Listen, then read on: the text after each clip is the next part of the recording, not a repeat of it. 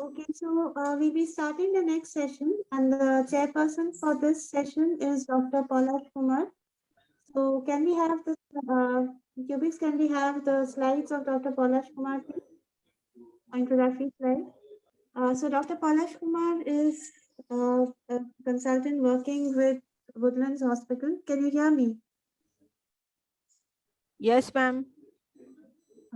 So request Dr. Paulash Kumar to kindly start the session and to introduce the speaker, Dr. Hemant Bhagat.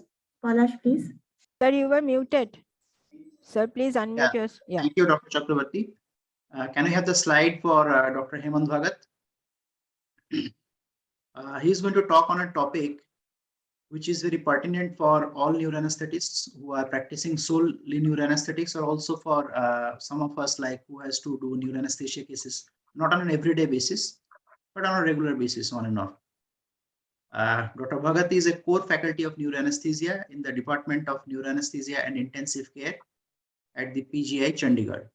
There's a long experience of doing neuroanesthetic cases, and I am sure that he will do justice to the topic. Over to you, Dr. Bhagat. I think the audio is not there. Yes, there is no audio. Dr. Hemant, please continue your audible. Shall I present? I think that would be appropriate because the audio and this presentation okay. are not probably playing together.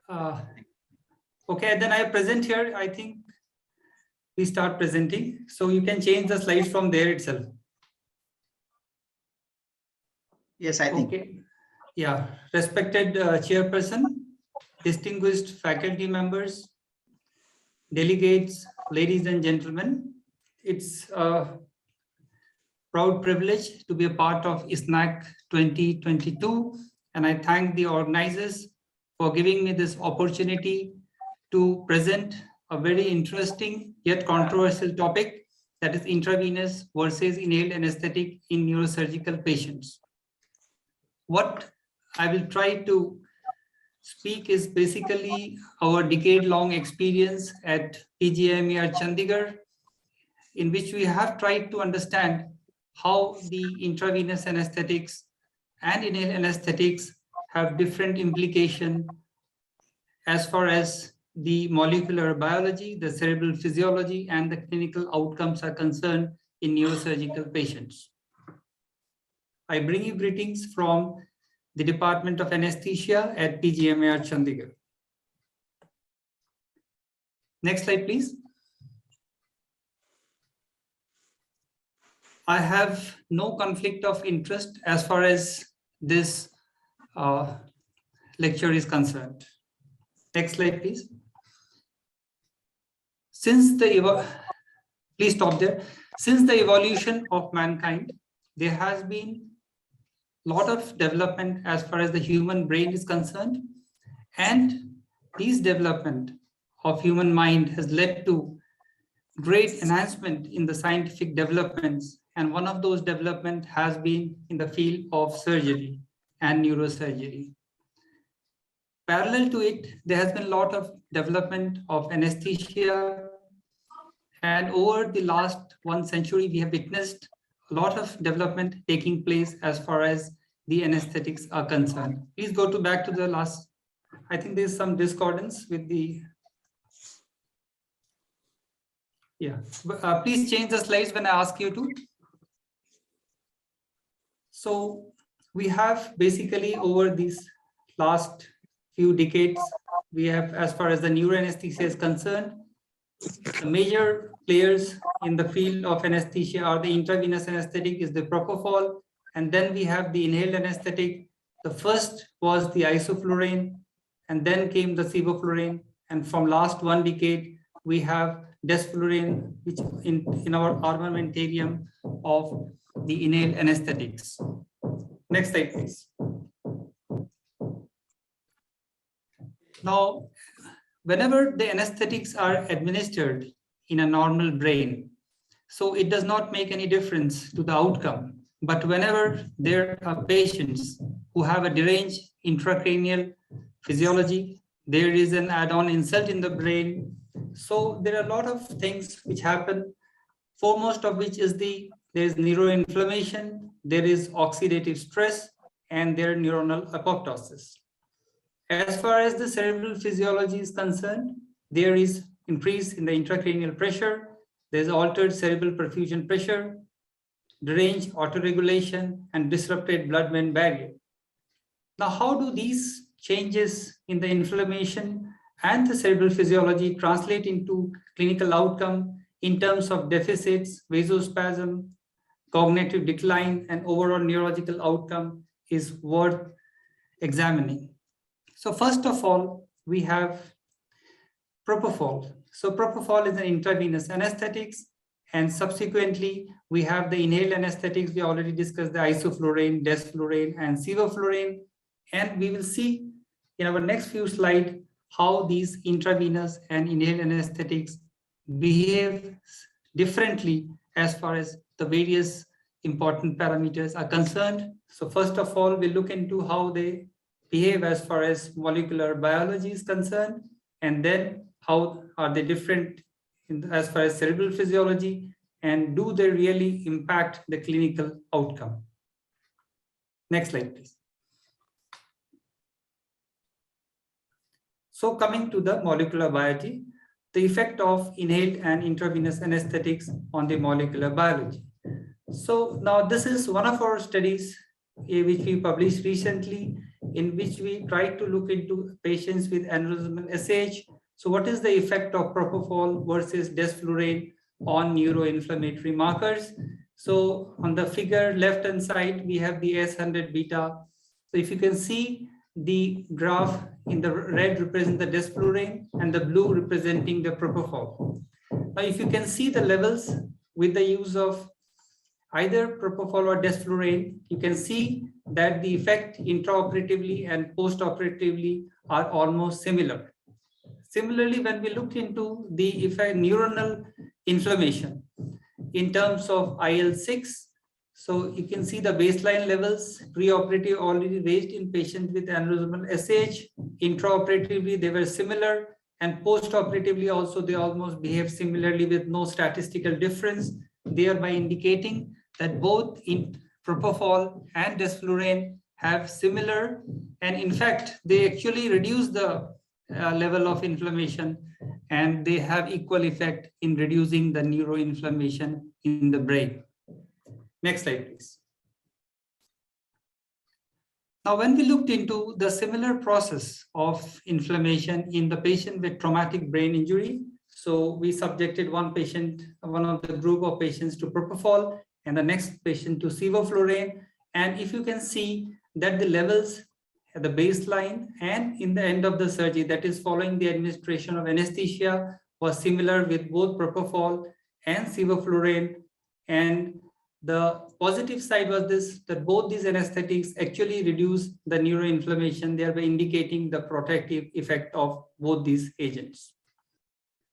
Now, this is one of our studies which we recently published, and it is a very interesting study, one of its kind, in which we looked into what is the effect of anesthetics on neuronal apoptosis. So, as you are aware, the world is harping on the fact that anesthesia is actually related to cognitive dysfunction, and one of the mechanisms which have been implicated has been the neuronal apoptosis. And to address this issue in the patients with aneurysmal SH, we looked into one of the important enzymes, that is caspase 3, which is one of the important enzymes in the pathway of neuronal apoptosis. And if you can see in the baseline levels using propofol, isoflurane, sevoflurane, and desflurane, the levels of neuronal ongoing apoptosis was already high, but 1 hour after induction with either of the 4 anesthetics, all the levels of caspase 3 actually came down. And when we examined the CSF caspase 1 hour after the surgery, again it went to the baseline level, thereby indicating that the anesthetics have neuroresuscitative effect on the neuronal mechanism of neuronal apoptosis, and they are neuroprotective. What is most important here to see that both the intravenous and inhaled anesthetic had similar effect as far as neuronal apoptosis was concerned. Now, after neuroinflammation, we move on to what is the effect of these anesthetics on cerebral physiology. From the animal studies, we all know that the intravenous anesthetics and the inhaled anesthetics have differential effect on cerebral blood flow. So if you can see here on the y-axis, we have the cerebral blood flow. On the x-axis, we have the CMRO2. On the left-hand side, we have the left upper quadrant, the inhaled anesthetics, and the lower left quadrant, we have the intravenous anesthetics. Now, both of them are similar in terms of reduction of CMRO2, but they are different in the way that the inhaled anesthetics increase the cerebral blood flow and the intravenous anesthetic reduce the cerebral blood flow. This is what we have the evidence from the animal study. Next slide, please. So it is important to understand that when these physiological mechanisms, well, how do they play in a patient with intracranial pathology? Now, whether the use of inhaled anesthetics as compared to the intravenous anesthetic, do they have potential for harm, and do they, please go back. Whether the inhaled anesthetics actually offer harm as compared to benefit with the intravenous anesthetics, and do the intravenous anesthetics, are they superior as compared to the inhaled anesthetics? Next slide, please. Now, to address this question, we again recruited few patients who were undergoing anesthesia for aneurysmal SAH, that is a craniotomy and clipping, and we randomized the patients to receive, if you can see the lower one, the graph representing the propofol, and the upper graph representing the desflurane. And we did jugular venous oximetry in this group of patients as a surrogate to understand the surrogate marker of cerebral blood flow. And if you can see here, the patient who received propofol at the different time points during the surgery, the level of jugular venous oxygen saturation with normal being 55 to 75, the propofol was in the normal range, indicating that there was no change in the cerebral blood flow during propofol administration. But if you look here in the patients who received desflurane, the jugular venous oxygen saturation was slightly higher than the normal, that is 75, and so they were indicating they have the propensity to increase the cerebral blood flow, and it was significantly higher at few time points as compared to the propofol. Next slide, please. Now, not satisfied with this assumption, because cerebral blood jugular venous oximetry is a surrogate marker of cerebral blood flow. So we, in another group of patients who were undergoing coiling for following aneurysmal SH, what we did was we looked into the cerebral vessel diameter directly in the digital substation angiogram. And if you can see the slide, the figure A and B are the patients who received propofol, and diagram C and D are the one who received sevoflurane. So the upper one was on the disease side, that is the side of the aneurysm. And if you can see at the baseline post coiling, there was not significant difference in the diameter of the vessels in the diseased and non-diseased side. But when you look into the sevoflurane in the diseased and non-diseased side, that is figure C and D, so you can see there was significant increase in the vessel diameter in the internal cerebral artery in the M1, A2 and A3 segment, thereby indicating that the inhaled anesthetic have the propensity to cause vasodilatation. Now, if you look into the right-hand side, now again studying the the cerebral transit time, that is the mean transit time as an indicator of cerebral blood flow. So comparing propofol sevoflurane, so there was not significant difference in the cerebral transit time with both diseased and non-disease side comparing propofol sevoflurane, thereby indicating there is no alteration of cerebral blood flow despite the increase in diameter by the inhaled anesthetics. Next slide, please. Now, after having understood that there is a propensity, what are the effects on neuroinflammation and then on the cerebral vessel diameter and the cerebral blood flow. Now do the changes of cerebral physiology, do make a difference in the clinical endpoints? So most importantly, so to look into one of the most important parameter is intracranial pressure. So we studied the clinical brain swelling grade as a surrogate marker of ICP. And if you can see here, over the last almost few years, we have studied the intraoperative brain swelling comparing intravenous and inhaled anesthetics. So on the left side up, we can see the patient of supratentorial craniotomy. On the right upper, we have the patients of CP angle tumor. And then we compared the patients with aneurysmal SH, and the last which we compared propofol and sevoflurane in patients with TBI. And in none of these patients, we could find any difference in the brain swelling when compared the intravenous and inhaled anesthetics. Next slide, please. So this is recently published data of which we published in patients with aneurysmal SH. We randomized 106 patients to receive propofol and desflurane. And if you can see here, the table 1, most of these patients of SH, they were in the Fisher grade 3 and 4, indicating that they had a significant hematoma. But when we looked into the brain swelling, so you can see that most of them, almost more than 50% of them, had none to mild brain swelling, and there was no difference in the brain swelling grade between propofol and desflurane, thereby indicating that they have a similar action as far as intracranial pressures are concerned.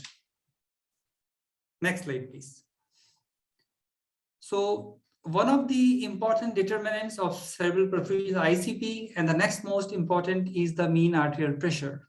And this is one of our first studies which we published in patients with supratentorial tumors, where we subjected the patient to propofol, sevoflurane, and desflurane. And if you can see here, all the 3 anesthetics, so they were similar in different time points intraoperatively when the patients were undergoing craniotomy and even in the post-operative period. What is remarkable here is that in the clinical doses, all the 3 anesthetics, the mean arterial blood pressure actually remained above 70 millimeters of mercury, thereby indicating that when judiciously used, so they don't have much effect on the mean arterial pressure, and they maintain the mean arterial pressure and thereby the cerebral perfusion pressure. Now, another important aspect of intracranial surgery, or in terms of neurosurgery, is the emergence characteristics. We want that these patients should wake up early. They should have a smooth emergence. And here is in the top, we can see the patients who were being subjected to surgery for intracranial tumors. You can see here the time to emergence was similar with both with either propofol, sevoflurane, and desflurane. And the number of patients who had early emergence defined as the patients who actually woke up within 15 minutes following surgery were 19, 21, and 23. And they were comparable with both intravenous and inhaled anesthetics. And similarly, our finding in patients with aneurysmal SH, please go back to the previous slide. Previous slide, please. Yeah. So table 3, what you can see here, you can see that when we used propofol or desflurane comparing the patients with aneurysmal SH, we can see the time for eye opening, time for extubation, time for obeying verbal commands were similar with propofol and desflurane. Next slide, please. Now, this is a very interesting premise as far as the post-operative vasospasm is concerned. Now, considering the fact that inhaled anesthetics are vasodilators, we expected that when we use inhaled anesthetics intraoperatively, the incidence of post-operative vasospasm should actually be less as compared to intravenous anesthetics. And this recently we have a data from the Seattle group where they compared two centers, one center receiving inhaled anesthetics for aneurysm and the other center receiving the intravenous anesthetics, and they did a retrospective comparison, and they found out in the center which was given inhaled anesthetic, the incidence of post-operative vasospasm was less as compared to those who received intravenous anesthetics. But in our series of patients, we actually, when we compared the post-operative vasospasm, so we did not have any statistically significant difference between the two groups. However, large multi-center prospective trials are required before we can actually answer this question regarding the benefit of inhaled anesthetics for post-operative vasospasm. Next slide, please. Now, there has been some data in the literature that anesthetics can exacerbate neurological deficit, and especially in terms of use of midazolam. And here in this group of patients, in patients with abnormal SH, so when we looked into new-onset neurological deficits, so they were also comparable when we compared propofol and desflurane. Next slide, please. Now, today we had, and yesterday also, we had a lot of talks on cognitive dysfunction, an important parameter, and as such, anesthetics have been widely talked about as far as the post-operative cognitive dysfunction are concerned. And in patients who already have a neurological injury, what is the impact of intravenous versus inhaled anesthetics on POCD? So this is also one group of patients, aneurysmal SH, who were undergoing craniotomy clipping. They were subjected to propofol and desflurane, and we did a post-operative cognitive dysfunction score using Montreal Cognitive Assessment Test. And if you can see here, the patients who received propofol, please go back to the previous slide. If you can see here, the mean POCD score was significantly better with propofol as compared to desflurane. So when we looked into the individual domains, next slide, please. We found that propofol was better than desflurane for maintaining the executive attention and orientations. They were better with propofol as compared to desflurane, thereby indicating that the frontal lobe functions were better preserved with propofol as compared to desflurane. So this is one of the clinical parameters, although too early to say, but some indication that propofol could be better for preserving the cognitive dysfunction in patients with undergoing neurosurgery. And then coming to the overall outcome. So what happens to this overall patient outcome? So in this study, we compared in 106 patients, and we found that length of hospital stay was comparable. The MRS at discharge was also comparable, and the MRS at 3 months, the Barthal index and the Glasgow outcome scale, the long-term outcome was also comparable, thereby indicating that both intravenous and inhaled anesthetics have similar effect on long-term and short-term outcome in neurosurgical patients. Next slide, please. So to summarize, I would like to say when we put up a comparison between the intravenous and inhaled anesthetics, the effects on neuroinflammation and neuronal apoptosis, it has a beneficial effect and the effects are similar. Inhaled anesthetics have a propensity to cause cerebral vasodilatation, but the question whether the cerebral vasodilatation actually caused by the inhaled anesthetics, whether they lead to increase in cerebral blood flow in a clinical setting is a question that still needs to be answered. Propofol may have a role in preserving the cognitive functions. However, the clinical outcomes in terms of brain swelling, mean arterial pressure, post-operative deficits, vasospasm, short and long-term neurological outcome are similar with the use of both intravenous and inhaled anesthetics. Next slide, please.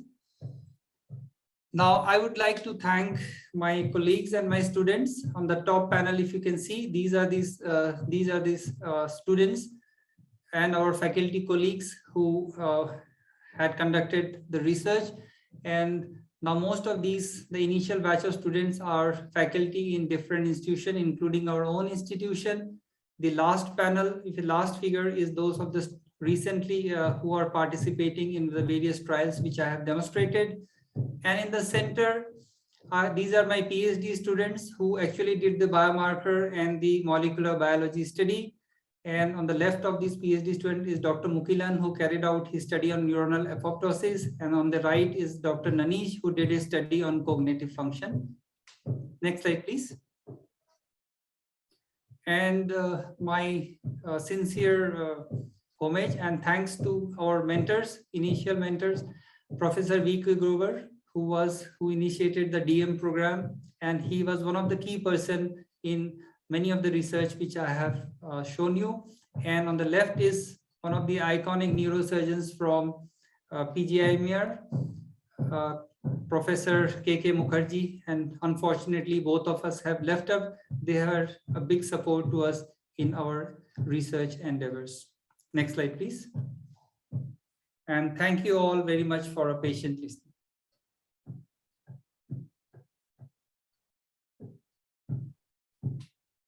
Thank you, Dr. Bhagat. That was an excellent presentation. You have covered it mostly from studies done by yourself or your institutions and sometimes borrowed studies done outside. Are there any questions asked by the audience available in the chat box? Can I ask a question? Yeah, please go ahead, sir. Thank you, Dr. Bhagat, for this excellent presentation. And that too, you have shown your own work that is remarkable. Coming over to the question, you told that propofol and desflurane, I think, cognitive dysfunctions were more or less similar. After how many days or how many months after you, observe the cognitive functions? Like soon after surgery, or 48 hours after surgery, or 7 days, or 1 month? Sir, here we did it after 14 days after the surgery, sir.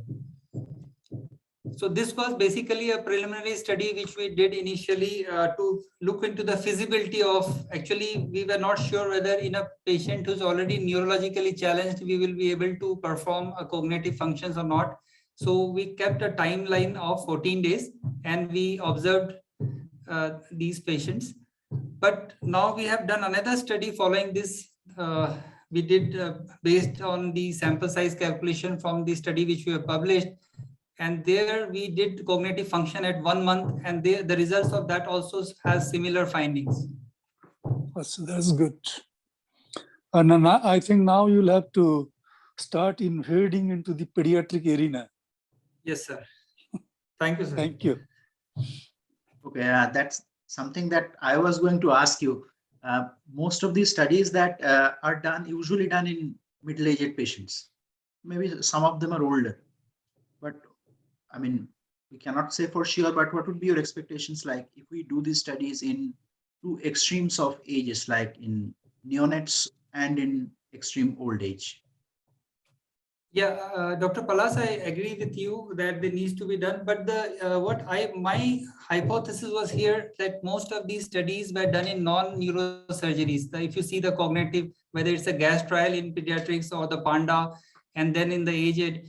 But if you see the neurosurgical patients are already challenged, they already have an ongoing neuronal injury. So I just wanted to know whether the effect of these anesthetics, but as yourself and Dr. Professor Das has pointed out, we would in the next few, maybe in the future, we would plan it in the extremes of age. Thank you for that. Yes, and it would be, of course, also difficult to, enroll patients, and all this stuff is going to be difficult. Anyway, thank you. Are there any other questions?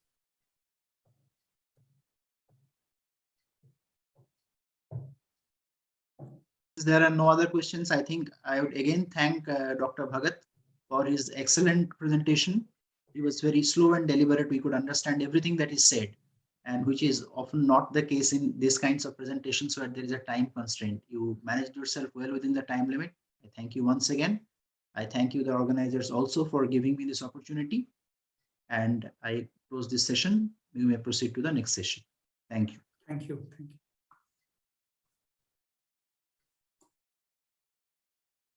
Thank you, Dr. Polash. Thank you, Dr. Bhagat, for your presentation and for being on time.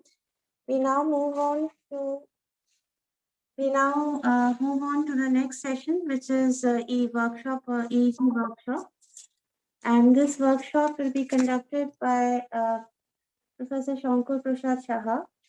He is Dr. Shankar Prasad Saha is ex-professor and HOD Neurology, NRS and RG Kaur Medical College.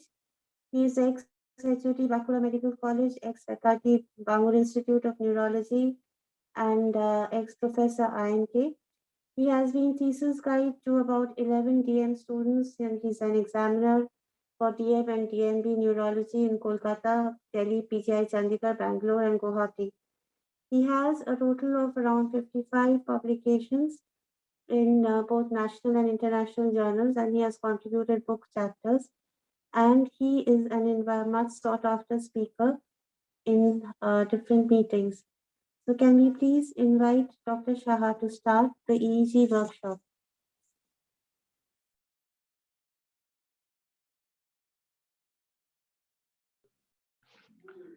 We are going to start his presentation in 15 minutes time. Requesting all participants, please check the list.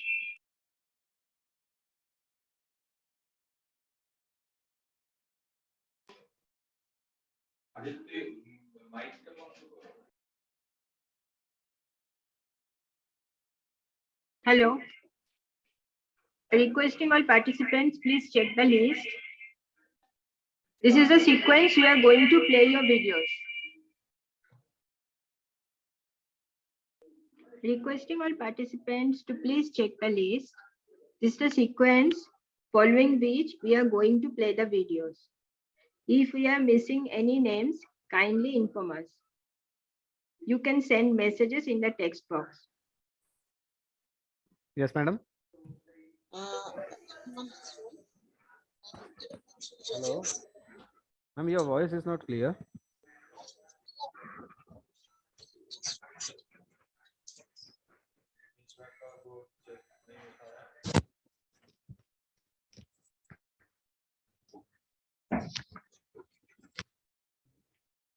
Hello.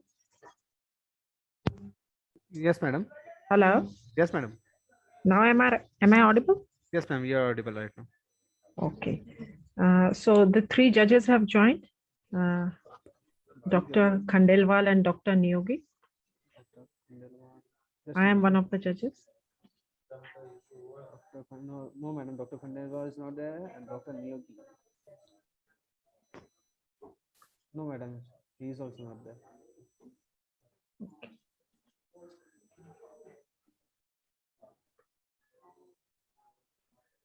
And one more thing, the time will be maintained by the judges or No, it will be maintained by us. It will be in the spotlighter and will be shown on the Zoom. okay. Thank you. Yes, ma'am.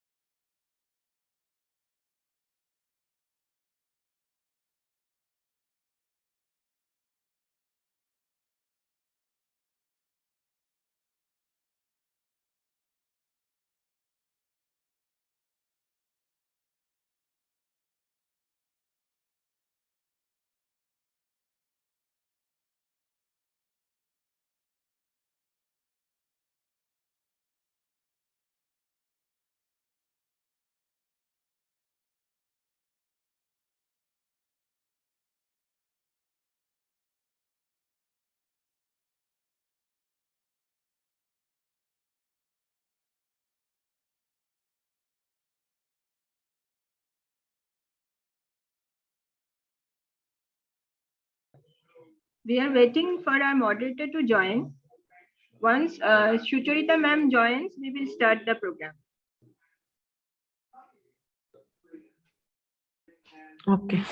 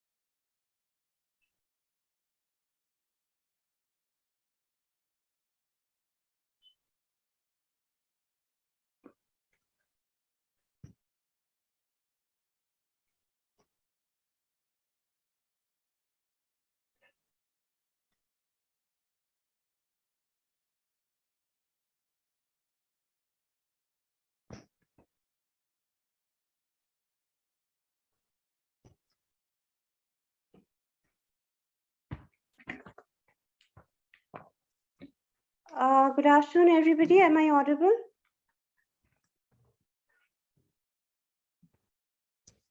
Yes, ma'am, you're audible. Good afternoon, ma'am. Good afternoon. Welcome to the short paper case report presentation session. And for this very exciting session, we have got 3 young and dynamic judges. Can we have the slides, please?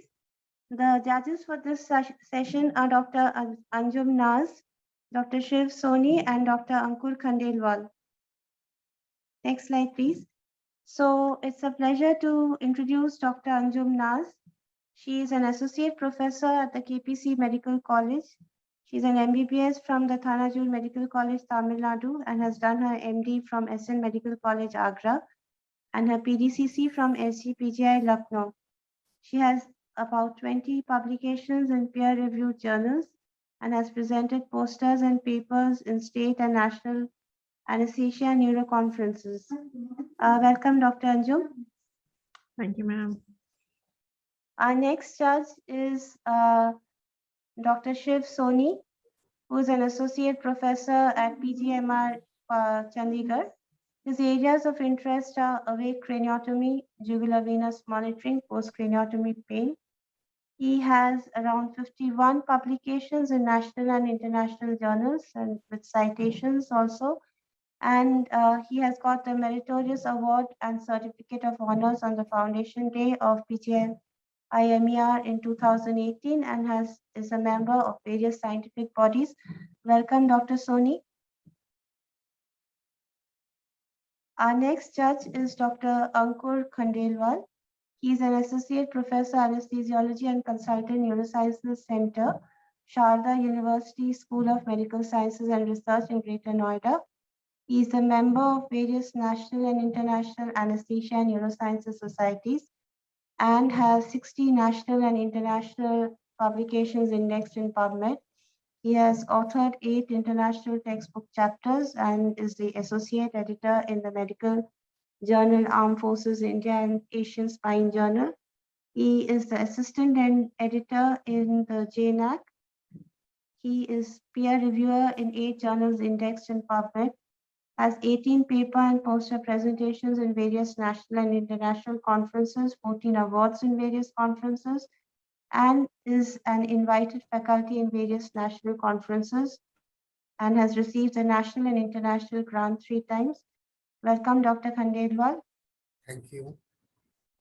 So the presentations will be, the total time for each candidate will be 5 minutes. The presentation time is 3 minutes and the question answers is 2 minutes. I would request everybody to kindly stick to the timing and let's get started.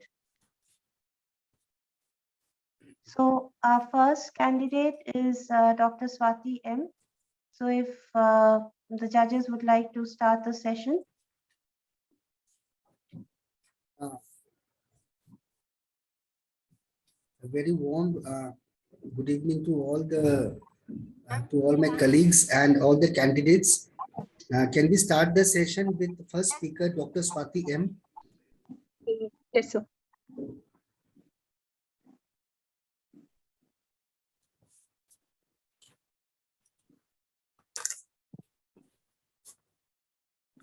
Good morning, respected sir and madam. My name is Dr. Swathi M, senior resident in the Department of Neuroanesthesia and Critical Care from AIMS Rishikesh. Here is my presentation on the case of hyperchloremic metabolic acidosis in a pediatric patient undergoing ventriculoperitoneal shunt for hydrocephalus. There could be various reasons for the metabolic acidosis, like diseases disrupting acid-base equilibrium or iatrogenic. A disturbed acid-base balance may affect the neurological and cardiovascular functions of the body. This is especially important in pediatric patients as the margin of safety is narrow. Here is my case summary. A 5-month-old female child weighing 4.5 kg with congenital aqueduct stenosis and hydrocephalus was planned for ventriculoperitoneal shunt surgery. Here is the patient's scan on which there was dilated ventricles and there was a bulge open with the open fontanelle and the bulge with the edema. She was on acetazolamide 250 mg 1/4 tablet 6 hourly. Serum electrolyte levels in the pre-op were as follows. Sodium was 138.4, potassium was 3.71, and chloride was 106.7 milligallons per liter, and calcium 8.52 milligram per deciliter. Intraoperative induction and maintenance of anesthesia were uneventful. 80 ml of intravenous normal saline was infused for intraoperative fluid requirements and losses as a fluid of choice. Total duration of surgery was 2 hours. During the extubation trial, patient had weak respiratory efforts and delayed recovery. A diagnosis of hyperchloremic metabolic acidosis superimposed with respiratory acidosis was made from the arterial blood gas analysis, which is shown in this table, in which pH was 7.042, PCO2 was 46.5, PO2 was 171, bicarb was 11.2, which is decreased. Sodium is 143, potassium is 2.9, and chloride of 120. From this, the diagnosis of hyperchloremic metabolic acidosis along with respiratory acidosis was made.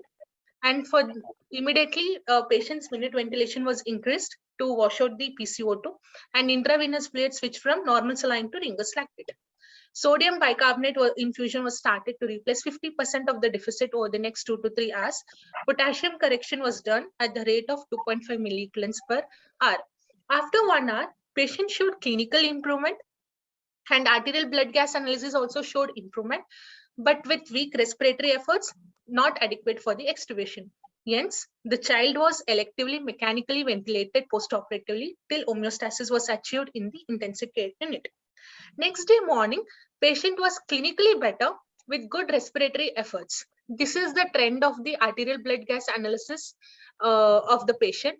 And arterial blood gas prior to extubation was pH 7.403, PCO2 was 38 mm of mercury, and bicarbonate was 22.3.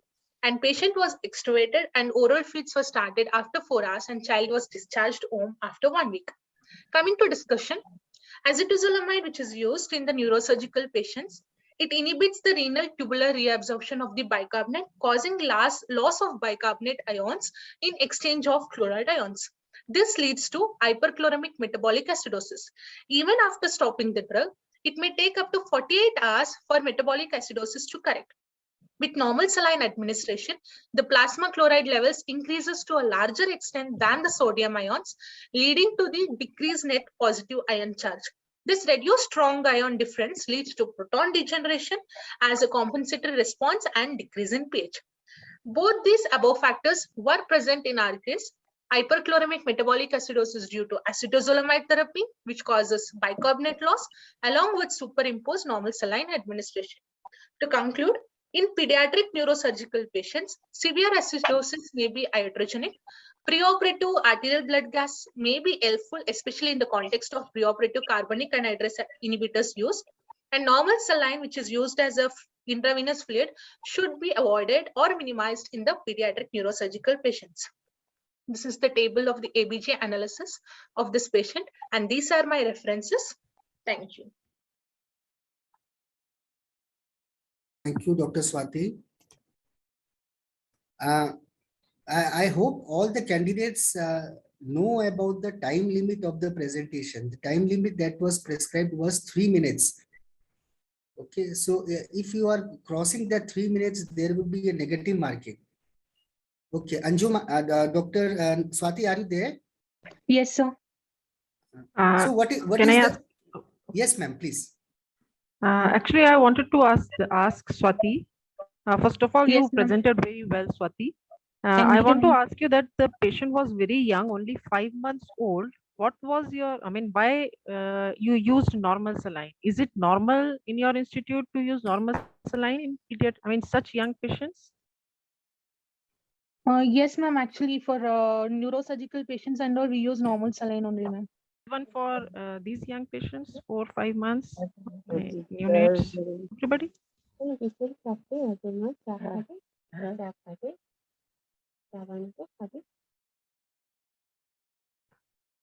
Okay, somebody else. Dr. Continue. Swathi, Yes, sir. what is the important information that you have missed in your presentation regarding hyperchloremic metabolic acidosis? What are the different types of hyperchloremic metabolic acidosis?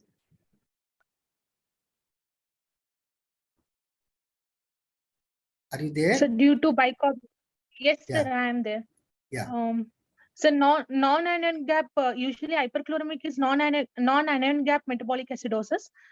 Usually it occurs due to the bicarbonate loss or diabetic ketoacidosis, or it is due to the Are you sure? Non-anionic gap metabolic acidosis is due to diabetic ketoacidosis? not diabetic, sir, sorry. Non-anion gap metabolic acidosis is the hyperchloremic metabolic acidosis. So it is mainly due to the bicarbonate loss, which is seen in diarrhea and dehydration conditions. So if you are mentioning hyperchloremic metabolic acidosis, then you should have ideally mentioned about the anion gap. Then only we could have come to a conclusion whether it is a anionic gap or a non-anionic gap.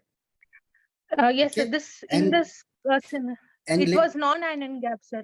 Yeah, you should have mentioned it because even Okay, sir. acetazolamide is a drug which is known to cause non-anionic metabolic acidosis. So there is nothing new in it. Okay, acetazolamide is known to cause non-anionic gap metabolic acidosis. Second thing, what is the dose in literature of normal saline that has been seen to cause non-anionic hyperchloremic metabolic acidosis?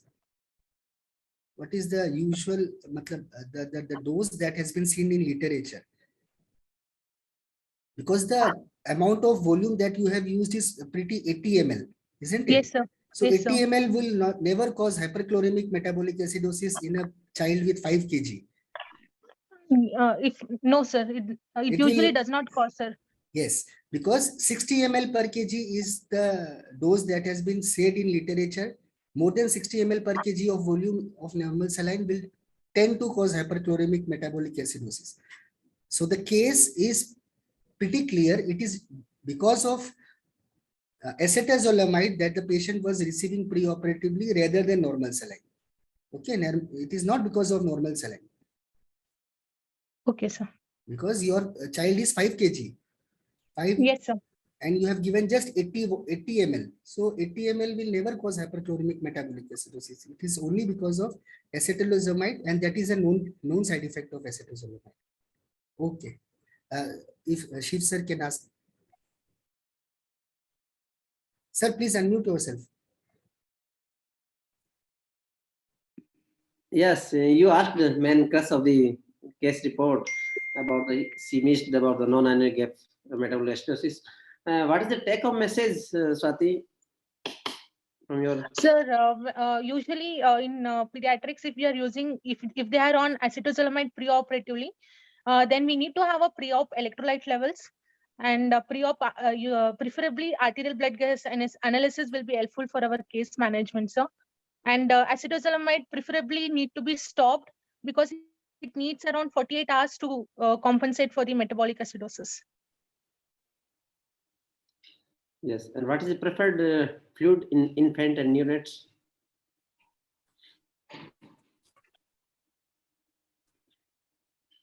Sir, usually we'll use isolate P, sir. Isolate P nowadays you use? No, sir. Ringer's lactate solution is used, but in our institution, normal saline is used, sir, for the neurosurgical patients, even in pediatrics. Okay, even in neonates also? Since the child is not a preterm, I suppose, so probably normal saline is a fairly good fluid.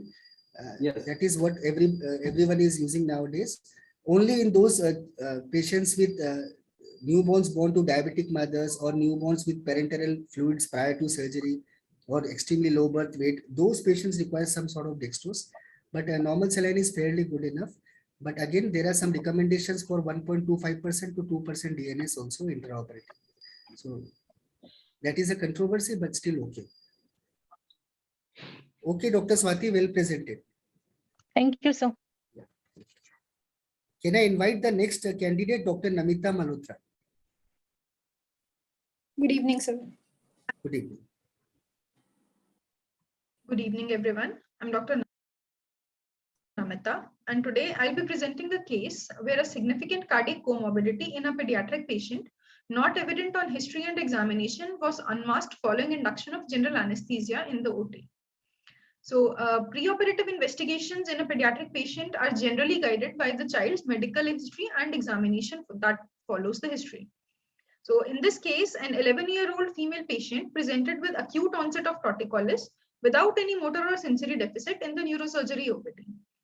An MRI was ordered, which revealed superolateral migration of the odontoid process in the foramen magnum, causing compression on the cervicomedullary junction, along with compression of thecal sac.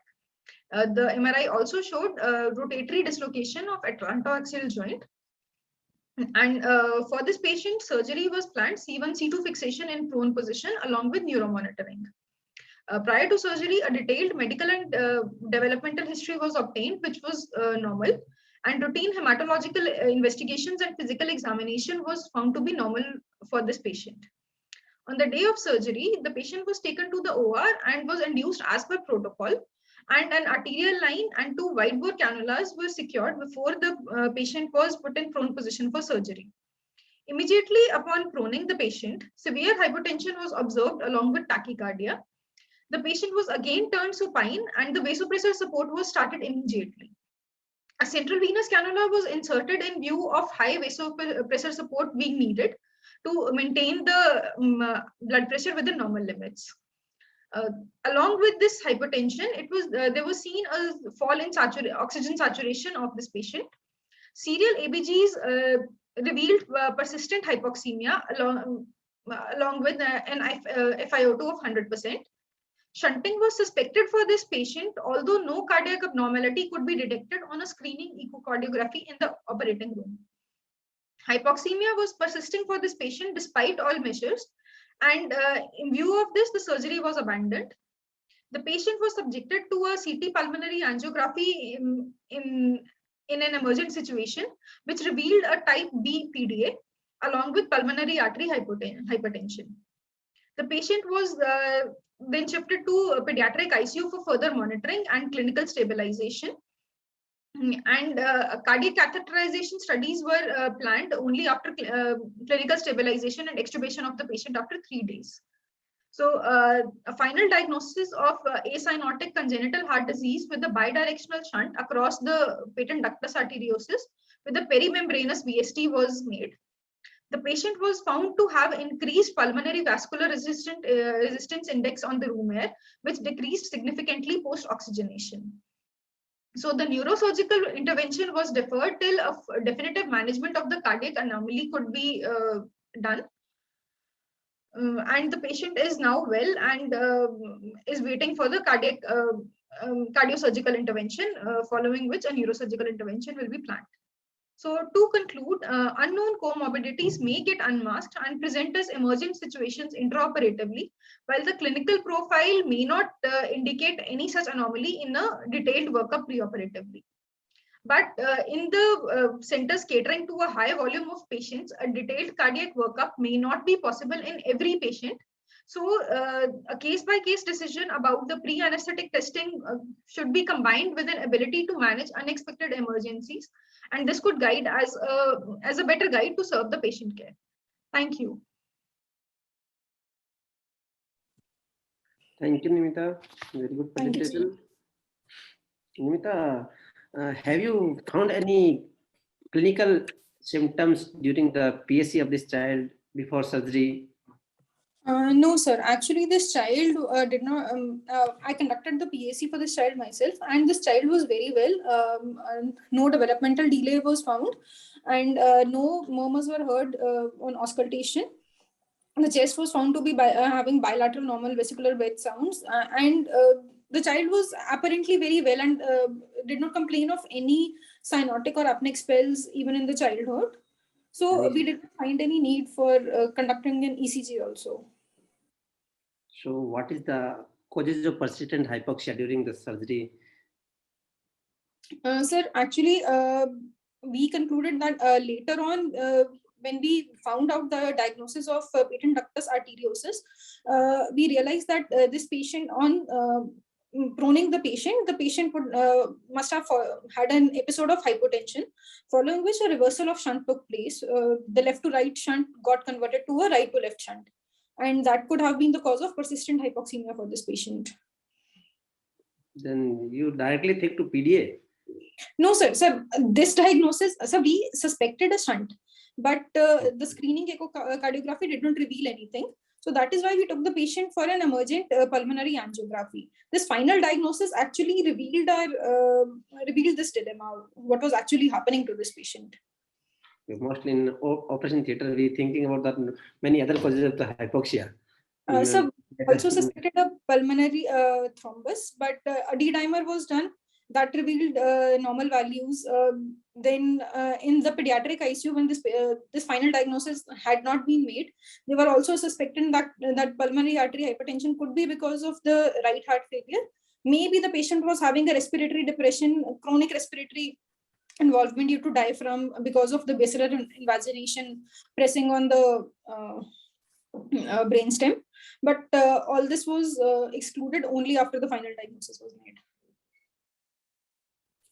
So, Namita, what was the pre-operative saturation on room air? So surprisingly, the pre-operatively on room air, the saturation was always 98 to 100% on room air. And didn't you auscultate for a murmur in the pre-operative period? We auscultated the patient for the murmur. There was no murmur diagnosed on auscultation. But actually, it is very strange that a completely normal patient will deteriorate so fast and so drastically intraoperatively just by making the prone. There has to be some finding, either the failure to thrive or some episodes which in history must have been missed. Actually, this patient it was a 10-year-old patient who weighed only 30 kgs. But considering the background this patient was from, she was from a rural background, and we did not really expect that this patient would, this could be one of the reasons, the heart disease that could be behind the failure to thrive. It was basically borderline involvement. If it was a well-to-do patient from a well-to-do family weighing only 30 kgs, maybe we would have gone for a detailed investigation also. Okay, what's the take-home message then? Ma'am, as I said in my presentation, probably it would not be possible for to conduct all the detailed cardiac workup for every patient that could be presenting with probably, we did not know whether that was a congenital dislocation, atlantoaxial dislocation, or it was a traumatic dislocation that could not have been elicited by the history given by the parents. So if we would have suspected a congenital cause, probably we would have gone for detailed cardiac workup also. But this patient, since she did not reveal any developmental delays, so syndromic involvement also we had ruled out. So, but a case-by-case decision would have to be taken for the PAC investigations instead of subjecting every patient to this. Okay, Dr. Namita, I agree to your opinion that it is not possible to undergo cardiac evaluation for all patients, especially those patients who look clinically to be very fine. But I am sure some sort of cardiac finding was missed in the preoperative period. At least a murmur was missed in the preoperative period. That is what is the protocol. Whenever we suspect any abnormal finding, then only we go for advanced workup. But probably that finding of murmur or something has been missed. Else we could have definitely gone for advanced workup. So probably because the thing is, like, even the pediatrician post this case, after this case had to be abandoned and the patient shifted to PICU, the pediatricians were also quite surprised that why could we not elicit a murmur in this patient. And I do not know why we missed it or what happened. Never mind, it's okay, fine. Okay, thank you, Dr. Namita. May I invite the third speaker, Dr. Nidhi Singh? Thank you, sir.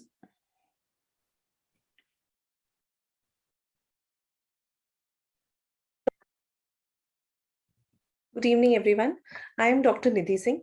The topic for my presentation is Perplexed Association of Acromegaly in a Patient of Morque's Syndrome, the Anesthetic Challenges Faced. Morque's syndrome is also known as Balford's-Morque's syndrome, and it is a rare lysosomal storage disease inherited in an autosomal recessive fashion. It is characterized by unique skeletal dysplasia with excessive accumulation of glycosaminoglycans, keratan sulfate, and chondroitin 6 sulfate intracellularly. Anesthetic issues relate to the primary disease process, including infiltration of tissues with these products. We present this case, which posed unique anesthetic challenges as it involved management of airway and systemic complications. This was a 34 years old male, and as seen in picture, he had a tall stature. He was 7 feet 5 inches and weighed 99 kgs. He had coarse facial features, short neck, pectus excavatum with prominent costal margins, and overgrown hands and feet. He was diagnosed to have pituitary macroadenoma, a functional tumor, acromegaly, and was posted for transnasal transsphenoidal resection of the tumor. The anesthesia induction was uneventful. Apart from this, intraoperatively, the surgeons faced abnormally thickened and rigid cellar floor, and which needed extensive labor-intensive drilling due to the bone dysplasia associated with Morque's syndrome, compounded with the bony changes of acromegaly. The drill bit broke twice, and there was a generation of excessive heat and mechanical failures during drilling. Sudden breakage of drill bit can cause inadvertent injury to the nearby vital structures, and it is here that we as anesthetists need to be cognizant. The injury to the vital structures, that is carotid and cranial nerves, may exacerbate the risk of venous air embolism. In this case, the patient remained hemodynamically stable, and apart from this, the intraoperative course was uneventful. Morque's and acro can be thought to be contradictory in terms of skeletal dysplasia and the stunted growth with Morque's, and unregulated, that is increased secretion of growth hormone with the acromegaly.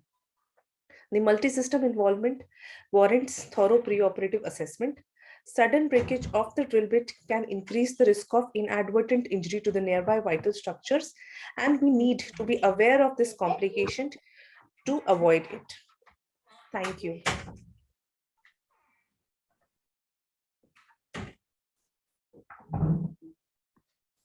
Thank you, Dr. Nidhi, for the wonderful presentation. Dr. Shiv and Dr. Anjum, if you can put the questions. Very good presentation, Nidhi. Thank you, sir. Nidhi, what is the multi-system involvement in the Morque's syndrome? Sir, first of all, most importantly, sir, airway is involved. There is odontoid hypoplasia, atlantoaxial instability, and distorted upper airway anatomy, sir, as we can see in the picture. Also, sir, there is, because of the infiltration of keratan sulfate and glycosaminoglycans, there is infiltration in the heart as well. So there can be myocardial dysfunction. Also, aortic regurgitation is also known, sir. And restrictive respiratory diseases, they are also known. And these patients are depressed, and they may have some psychiatric issues as well. And then, so the other issues like positioning and use of large monitoring devices, and the glycemic control, etc., difficult intravenous cannulation, they all remain as same as the acromegaly. And Dr. Nidhi? Yes, ma'am. Surgery. Yes, sir. You have found any difficulty? No, sir. In this case, sir, the airway was also fine. Initially, indirect laryngoscopy and this X-ray soft tissue neck was also done, and we could easily manage the airway through video laryngoscope. And apart from the only complication which I mentioned, we did not find any other intraoperative complications, sir. Okay. No systemic involvement, sir. Okay. The question which I was going to ask has been already answered, so we can continue. Dr. Nidhi, what preoperative workup did you do for this patient? Sir, as the patient was posted for he was posted for acromegaly, the transphenoidal excision of the pituitary macroadenoma.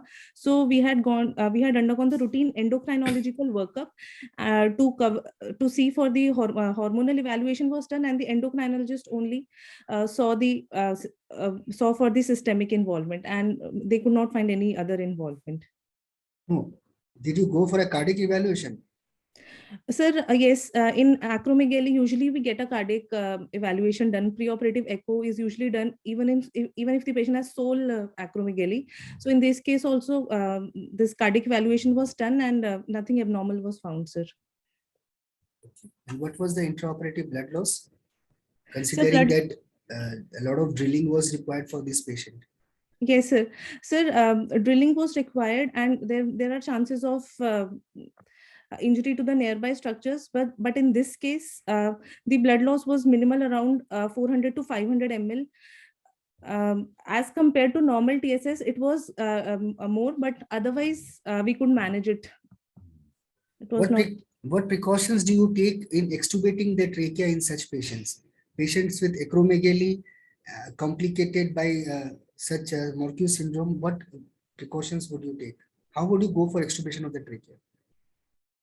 Sir, usually we do a check laryngoscopy before extubating these patients, and we do a thorough suctioning in deeper plane only. And also we have to take care that after first CPAP is avoided post-operatively after extubation, and only when the patient is fully awake, that is he's communicating, etc., then only we take out the endotracheal tube. These patients, they are predisposed to OSA, which places them at risk of post-operative airway obstruction. So careful preoperative evaluation is also important, and post-operatively, when the patient is fully awake, then only we take out the tube, sir. And after thorough suctioning. Okay, Dr. Nidhi, and throat pack also we have to remove carefully, gentle oral suctioning and all. Okay, thank you so much. Thank you, sir. Our next speaker is Dr. Mrudula Kudtarkar.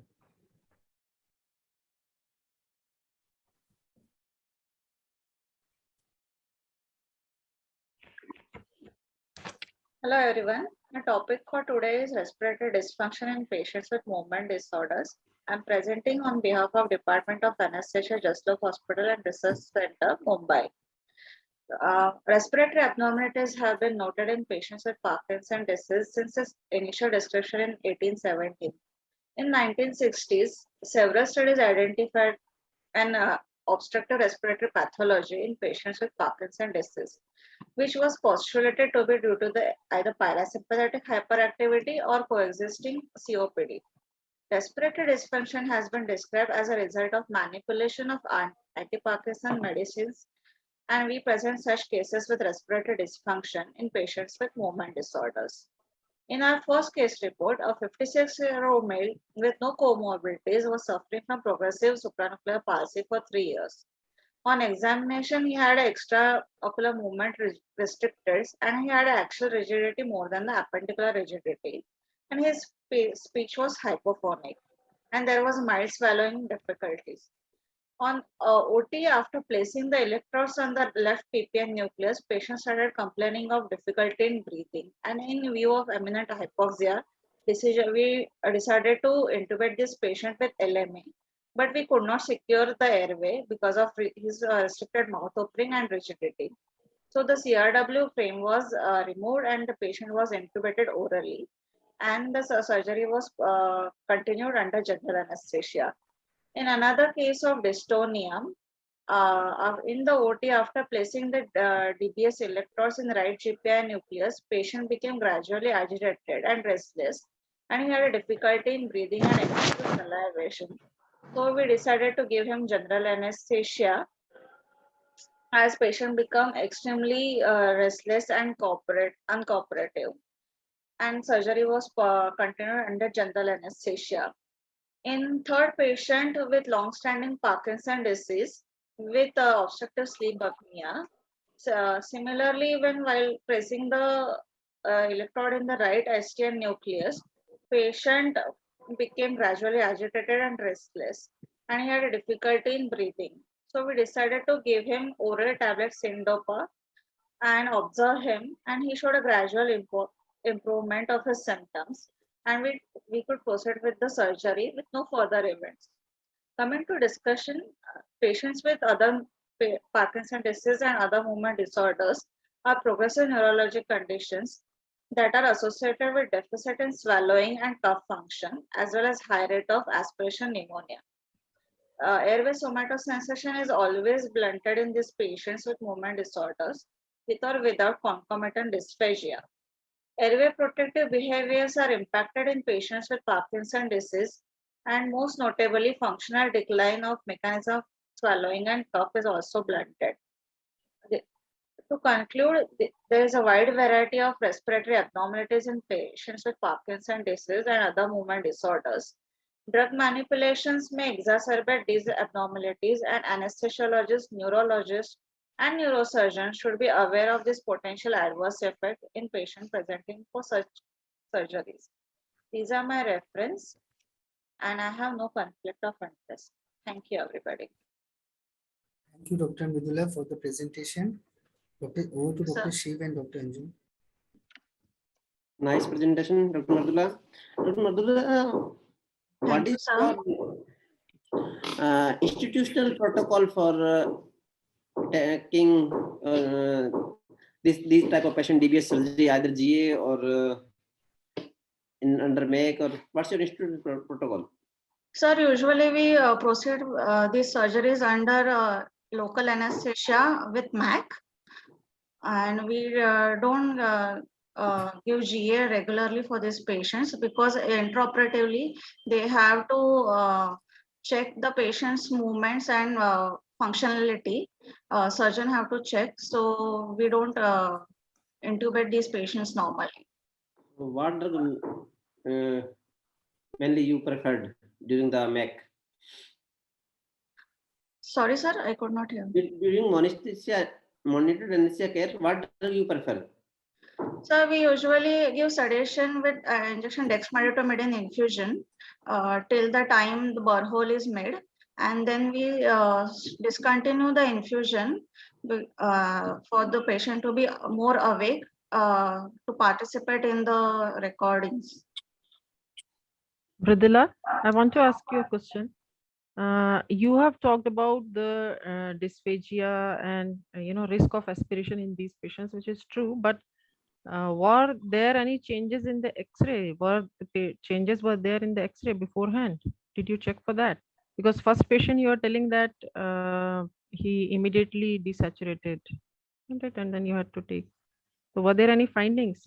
Because aspiration immediately on operation table will not cause sudden desaturation. He must have some changes. So, ma'am, no, there were no appreciable changes on the X-rays. So we have noticed, ma'am, mostly because of these patients are off medication for long duration of time. So that could be the reason for disorder, respiratory dysfunction in this patient. Yes, patients become more agitated on table actually because they are off medication. Okay, so I don't think that this is my opinion, that I don't think that the respiratory distress occur because of the respiratory problem because of the aspiration on table or these things. That's my, I think. Yeah, even I think that if the patient doesn't have any sort of breathing difficulty pre-operatively, so probably they are more restless and agitated, which probably might be misinterpreted as respiratory difficulty. I'm not very sure. It could have been respiratory difficulty, but more of these patients, like patients of Parkinson's disease intraoperatively, they are very restless and agitated. And in such scenario, when we administer benzodiazepine for any reason, then this agitation actually increases in a low dose. So probably that could have been misinterpreted as respiratory difficulty, but it could have been there. Second point is, and all the events have occurred at the time of stimulation of the subthalamic nucleus or globus pallidus. So has it do something with the intervention procedure? Is the respiratory embarrassment is due to the procedure itself at the time of stimulation of the nucleus? Dr. Mrudula, are there any literatures to quote?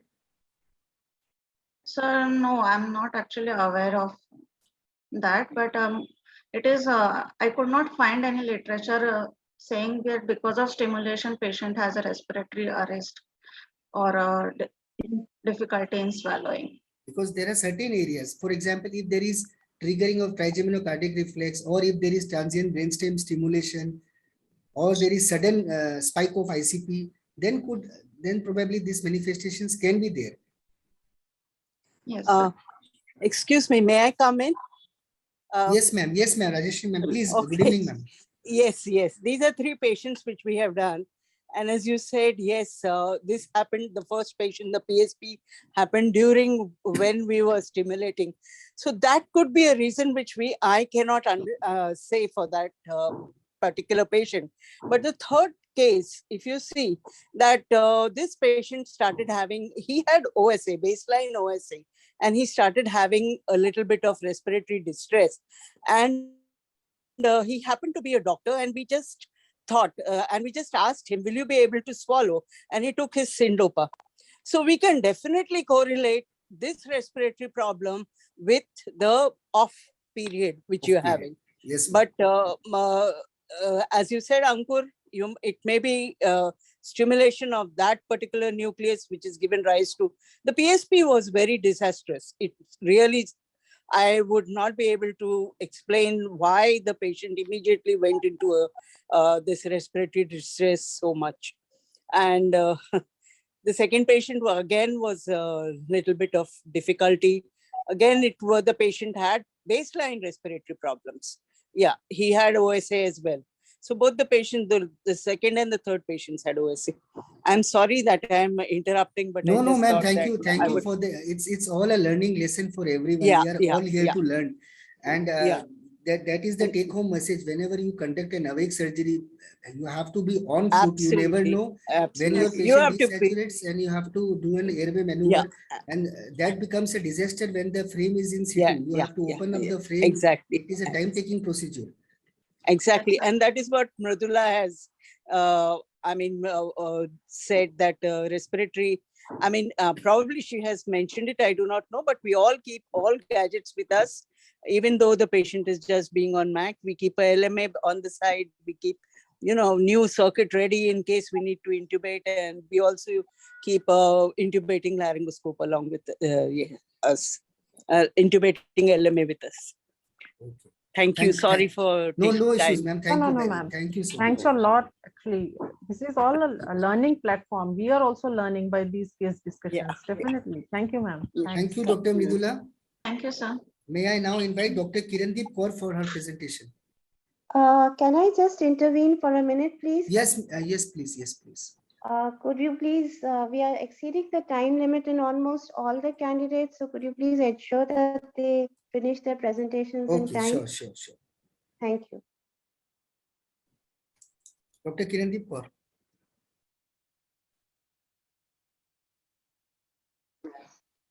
Hirayama disease is a rare entity causing ischemic damage to the interior horn cells of the spinal cord, mostly in the subaxial spine. Typical features of unilateral limb involvement with oblique hemiatrophy, tremors, local cramp and spasm. Line of treatment is conservative with cervical collar and drugs. Those not responding are offered surgery. Ours was a 19 years old male, 60 kgs, ASA1 with tremors on both the hands, right hand weakness, difficulty in holding objects and spasm on the right hand. On examination, tone normal, bulk volume decreased, hand grip 30%, MRC 2/5 on wrist and 4/5 on shoulder and elbow on the right side. Philadelphia collar was in situ, all other examination unremarkable. After PSA and informed consent, patient shifted to OT with cervical collar on, ASA monitors attached, IV line and arterial line obtained on the left hand side, induction with fentanyl 120 mics, propofol till the loss of verbal response and vecuronium 6 mg. BLS used for intubation at top of less than 1, interior part of the collar removed and bells applied. Maintenance on sevoflurane and air oxygen mixture, keeping BIS of 40 to 60 on BCV mode in supine position for ACDF. Intraoperative course was stable except for sweating noted on the palms. Fluid was guided by SPV and NMBA by the NMT monitoring. Blood loss of 100 ml seen in 1 hour 15 minutes, after which the patient was reversed with neostigmine and glycopyrrolate to extubate at more than 90% of TOF. Neurological examination done in the immediate post-op period, cervical collar put and patient shifted to PACU.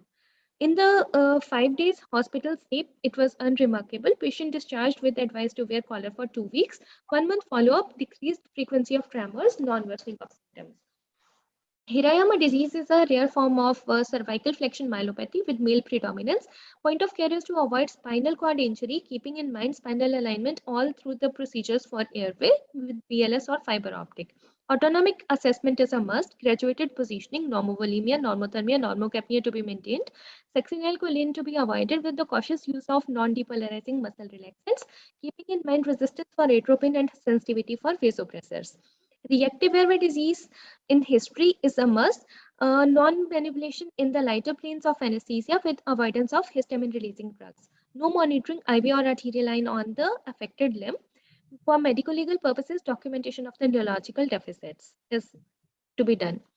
Benign, it is a benign disease. Diagnosis and treatment in the early stages can alter the course and disability. VLS is a good option with mills and keeping the posterior collar on.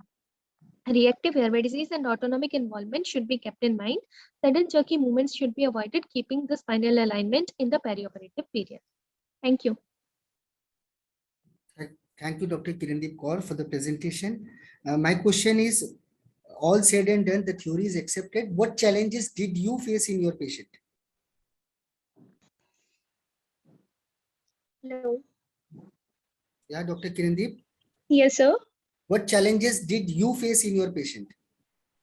Everything looks to be very straightforward. Yes, sir. Ours was a diagnosed case of Hirayama. So we took all the precautions as mentioned by in the literature also to maintain the spinal alignment throughout the procedure and to guide the drugs as per the monitoring. And taking care of all these things, we went through the procedure very smoothly. And at the time of extubation also, we did the smooth and swift extubation. The course was uneventful only. This is just for the awareness and for learning.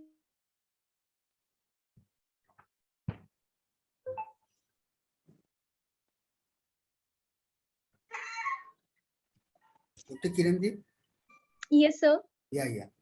So why didn't you opt for awake fiber optic intubation as compared to video laryngoscopy? Any specific reason? Sir, actually in the preoperative period also we assessed the airway and it was we were convinced that we could proceed with the video laryngoscope as per the literature also that there is it is non-inferior to the fiber optic intubation. Plus ours was a teenager who was anxious to the awake procedure, so we proceeded with the video laryngoscope only. So did your patient have any autonomic dysfunction preoperatively? Sir, intraoperative period, we found that he had sweating on the palms. This may be the local sign of some autonomic dysfunction. And they say literature suggests that the local or focal signs of autonomic dysfunction may suggest for the further evaluation of the systemic involvement of autonomic dysfunction. But in our case, it was not very much prominent. Okay, Dr. Kirandeep. Thank you, sir. I think this is more of the rarity of the disease rather than the challenges you people have experienced during anesthesia. So I don't have to ask anything. Everything has been asked by Dr. Khandelwal. Dr. Manbir Kaur is our next speaker. Dr. Manbir Kaur.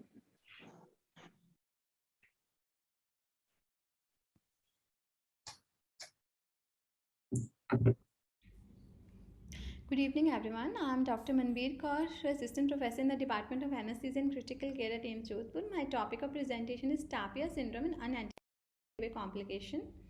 Tapia syndrome is a rare clinical presentation characterized by the neurological deficits involving hypoglossal nerve and recurrent laryngeal nerve. It occurs during the nerve injury but can also occur during infection or tumor. Nerve injury occurs during airway manipulation, during direct injury to neck, prolonged intubation, during brachial plexus block, and abnormal neck position. So in this report, we would like to highlight that apart from complications of general anesthesia and intubation, extreme neck rotation to opposite side can also be the cause of Tapia syndrome. So a case report is a 28-year female weighing 50 kg admitted to neurosurgical department with the complaints of headache and progressive decrease in vision for 7 months. She was diagnosed to have idiopathic intracranial hypertension and was planned for diagnostic cerebral angiogram, venogram, and stenting under general anesthesia, and the DSA sued by interventional radiologists. General anesthesia was induced with propofol fentanyl. Muscle relaxation was achieved with rocuronium. 7.5 mm endotracheal tube was passed without difficulty. Cuff was inflated. Her CL grading was CL grade 1. Anesthesia maintained with isoflurane, oxygen, air, and intermittent boluses of fentanyl and rocuronium. After induction, the patient was handed to interventional radiologist team. They performed right internal jugular vein cannulation and ultrasonic guidance and underwent diagnostic cerebral angiogram and venogram, followed by stenting of the right transverse sinus. Procedure lasted for 120 minutes was uneventful. After completion, the patient was extubated to PACU. The patient had throat pain, mild hoarseness, and nausea in the PACU, which was managed with analgesics and antiemetics. Next day in the ward, the hoarseness and nasal intonation increased in intensity, and she was gradually developed difficulty in swallowing. CT was done, which showed normal findings. Detailed ENT examination showed hypoglossal nerve involvement, tongue deviation to the right side. Diagnostic nasal endoscopic examination shows right side for paralysis. MRI brain was normal. Neurological opinion was obtained, and they started the patient on dexamethasone injection in the dose of 4 mg IV entirely, and the symptoms they improved gradually. So in our case report, we didn't find the apparent cause of nerve damage. The reason for recurrent laryngeal nerve paralysis can be compression of anterior branch of inferior laryngeal nerve in the posterior medial part of the thyroid cartilage. Hypoglossal nerve can get injured if it is compressed by the endotracheal tube or compressed between laryngoscope and thyroid bone, hyoid bone. It can also get compressed in excessive flexion of the neck. So one of the causes of Tapia syndrome in our case can be due to pressure from laryngoscopy or change in position of the neck during intubation. Furthermore, it can be attributed to the highly rotated neck position made by interventional radiologists during cerebral angiography and stenting. So the Tapia syndrome is a diagnosis of exclusion. It can be suspected with clinical history and examination of the neck and throat. CT, MRI should be done to rule out central causes. The recovery is 4 to 6 months, and recovery can be complete, partial, or incomplete. And there is no established treatment. Short course systemic steroids can be tried along with supportive treatment, including speech and swallowing therapy. So it can be prevented by careful positioning and gentle laryngoscopy during intubation, by avoiding excessive pressure to the nerve during surgery, by proper monitoring of the cuff inflation pressure, and by preventing extubation with inflated cuff, and lastly but not the least, careful positioning of the throat bag to avoid excessive neck pressure. Thank you. Thank you, Dr. Manbir. Your case is very interesting, but I'm afraid as to why you didn't present the case in the form of a poster. You were sent the template?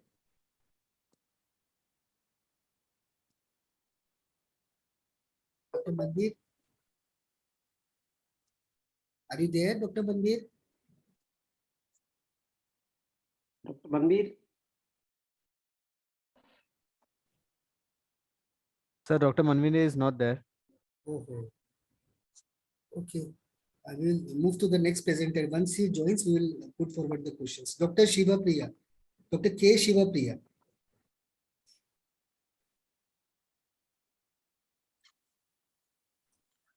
Good evening, everyone. I'm Dr. Shiva Priya from AIIMS Bhopal.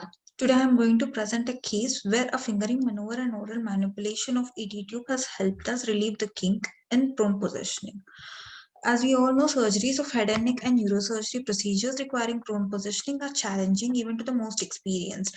And this is because of the extreme flexion, extension, and compressive forces that can cause kinking of endotracheal tube, and which is more commonly seen in PVC tubes. Here is a case of 20-year-old pregnant female who was planned for laminectomy and excision of extradural mass, which is extending from D2 to D7. General anesthesia induction was done as per the institutional protocol, and she was intubated with a 7 mm ID of PVC tube fixed at 19 centimeters after confirmation. And peak airway pressures were noted in supine position, and there were 13 centimeters of water. The PVC tube was chosen in this particular case as here the head was planned to be fixed on Mayfield planes in almost neutral position. And tube position was confirmed again after proning, and peak airway pressures were also noted after proning, and there are 13 centimeters of water. Surgery was started, and 3 hours after start of surgery, gradually we observed that peak airway pressures raised from 13 to 25 centimeters of water, with upward sloping of ETCO2 curve. So we decided to localize the obstruction, and on examination, there was no fault found at the level of machine, anesthesia circuit, or ventilator. And so ET position was checked and confirmed. And we also ruled out the signs of inadequate depth of anesthesia, endobronchial intubation, or abnormal breath sounds presence. Then the surgeon was notified, and an attempt was made to pass the suction catheter through the tube, and which failed. Then an intraoral kink was suspected, and we confirmed it by doing an oral palpation of the ET tube by inserting a palpating finger in the oral cavity. On doing this, we noted that the ET tube was kinked at two sides against the palate along its concave side. So we tried to relieve the kink in the same attempt with the oral manipulation, but it failed as the kink was fixed against the palate. So following this, we deflated the ET cuff, and a bougie was inserted generally through the tube, and a finger manipulation was done over the bougie to manually straighten the tube. After this, the kink relieved, and the airway pressures came down to 14 centimeters of water, and tidal volume delivery also improved, and rest of the surgery went uneventful, and patient was extubated at the end of the procedure. Here, the ETT kink in this particular case during prone position might be because of the overbending of the softened tube, which occurred due to raise in the oral temperature, and might be because of the slight neck flexion also. But in this case, it could have been difficult to intubate the patient in prone positioning, that too when the head is fixed on the Mayfield pins. So we suggest a use of armored tubes in the neurosurgery, where proning is required as the final positioning of the patient. Although we can use a PVC endotracheal tube if we are familiar with the oral manipulation and manual straightening of the tube. Thank you.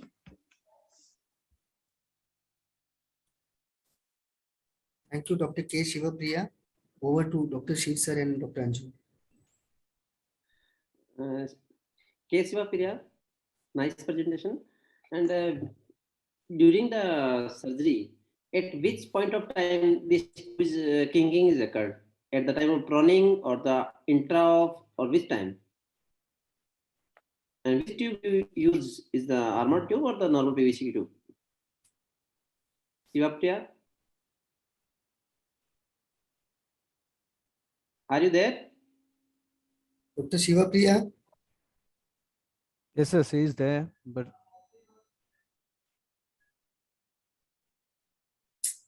Dr. Shiva Priya?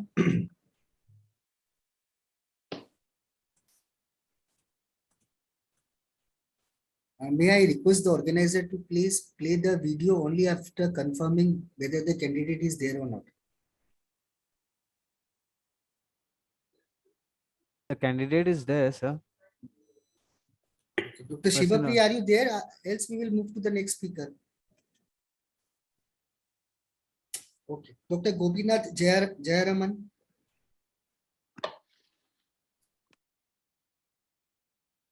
Yes, sir. Good evening, sir.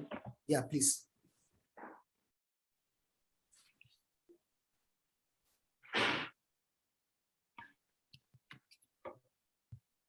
Brain to all. I am Dr. Gobinath, working as a senior registrar at MGM Healthcare. Today I am going to present a case of dystonia, which is one of the uncommon post-hypoxic movement disorder following a patient had a cardiac arrest. Only few studies on demographic, clinical, and ecological profile of young dystonia less than 40 years of age has been reported in India so far. Status dystonia starts shortly after a cerebral anoxic insult. Our patient is a 37-year-old male who had no pre-existing comorbid illness, had suffered an head injury 3 months ago. Then he developed several seizures and became unresponsive and had a cardiac arrest. And the patient was given cardiac resuscitation, revived, and subsequently intubated. Earlier case report showed patients developed dystonia after 2 weeks of cerebral anoxia, but our case patient developed dystonia on 10th day of anoxic insult, which wasn't at 14th day. MRI was taken for the patient, which showed up altered signal changes, morning post-medial changes, suggesting of hypoxic ischemic damage. On second day of admission, the patient developed the first symptom of abnormal positioning involving all the 4 limbs. It is claimed as opastonic positioning and was continued on anti-dystonia drugs. Biochemical investigations revealed creatine phosphokinase value of 903, which progressively increased to 7,779 in the next 48 hours, and his urine was negative for myoglobin. The patient was examined on 20th day after the first symptom. On examination, there was no autonomic dysfunction. Still the patient had involuntary movements and non-meaningful motor response, which did not correlate with any seizure activity in the EEG. Still, he was continued on anti-epileptic drugs and empirical broad-spectrum antibiotics, proton inhibitors, low molecular diaphragms, immobilizers, analgesics, and other supportive medication. The patient had a significant reduction in generalized dystonia by his 24th day of admission to the critical care unit, but no dystonic spasms.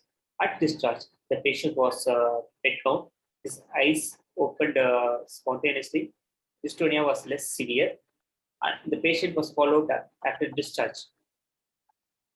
To conclude my case presentation in this forum, I want to convey that global hypoxic is during a cardiac arrest increase was a severe brain regions involved in movement control.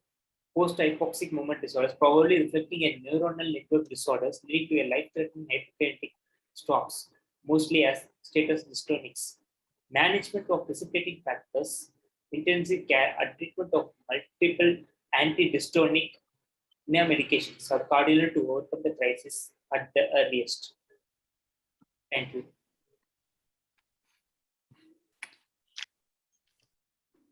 Thank you, Dr. Gopinath. Dr. Gopinath, this poster, you have missed the discussion section and one column you have left blank. You could have utilized that column for writing few lines on discussion. Would you get my point? Yes, sir, I got that. Instead of making that fonts very small and leaving a column blank, you could have increased the font size. You could have added few lines of discussion. That would have made the poster look beautiful. Now tell me one thing, what was the GCS of the patient when the patient started suffering dystonia? So maybe the patient's neurological was down, sir. He was E1, weekend M1 only, sir. On arrival to our center. Since he presented, when he presented our center, it was on 10th day, sir. The day he presented his first symptom. Previously, he was treated outside hospital. And so he presented with dystonia. What was the presumed cause of the cardiac arrest in that patient? Primarily, we suspected of hypoxic insult. So we took an MRI brain, which confirmed the insult, sir, in the putamen region, which is involved for the motor activities, sir. So we confirmed the diagnosis, sir, and we started on oral drugs, anti-respiratory drugs. And the patient, if the patient had suffered hypoxic cardiac arrest, the hypoxia would have occurred in the brain then and there itself. So what is the cause of this delayed status dystonia occurring 10 days after the cardiac arrest? It could have taken place very early as well.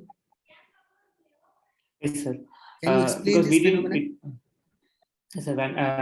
Unfortunately, we are not able to trace back his cardiac arrest time, sir. When he got a cardiac arrest in the outside hospital, he was resuscitated and was intubated, and he was ventilated, actively ventilated because of poor GCS and hemodynamics. When he presented to our hospital, he had the first 2 episodes, sir. So in maybe we don't know how long he has been suffered from the hypoxic insult, how much time it took for his resuscitation to bring to achieve ROSC. We didn't have the evidence to trace that. Now the interesting thing is that you have mentioned that the patient was E1 M1. So how could you see that the patient has status dystonia in M1 patient? Sir, this is the differentiating between other movement disorders and dystonia, sir. Dystonia will be it is an involuntary jerky movements which has no association with motor examination, sir. It occurs without any precipitating factors, and it has no sequence or non-pattern episodes, sir. It lasts for 5 to 10 minutes, and again it will settle down. Again it will start again, sir. Okay. Dr. Shiv and Dr. Anjum, if you have any query. What was the final outcome of this patient? Sir, unfortunately, the patient had also had a secondary refractive sepsis, sir. So he was hemodynamically unstable and he was bed bound. We did a tracheostomy for further respiratory care also, sir. His neurology didn't improve on the further later times, sir. Patient survive or die? He is bed bound. He is alive only, sir. But he's bed bound, unable to recover completely, sir. But we are able to come down on the dystonia episodes. Even M1. Yes, sir. Yes, sir. Brain dead. He is vegetative or how? Managing some amount of work himself, or how is he at present? Ma'am, now presently is on tracheostomy, ma'am, with tracheal life. No, tracheostomy is okay, but otherwise, when communicating with. No, ma'am, no communication. No, ma'am, no, ma'am. He's not attending to attendance call or anything, ma'am. He's not responding, ma'am. He's in Okay, tell me some other causes of status dystonicus. Where all status, can occur. Status dystonicus can classify into 2 types, ma'am. Primary torsion dystonia or the dystonian plus syndromes. This is a degenerative process, ma'am. Other than hypoxia, in cerebral palsy, it can occur, ma'am. We are running short of time. We now move to Okay, Dr. Bintang. Dr. Bintang, are you there? Yes, sir. Okay, please. Yeah.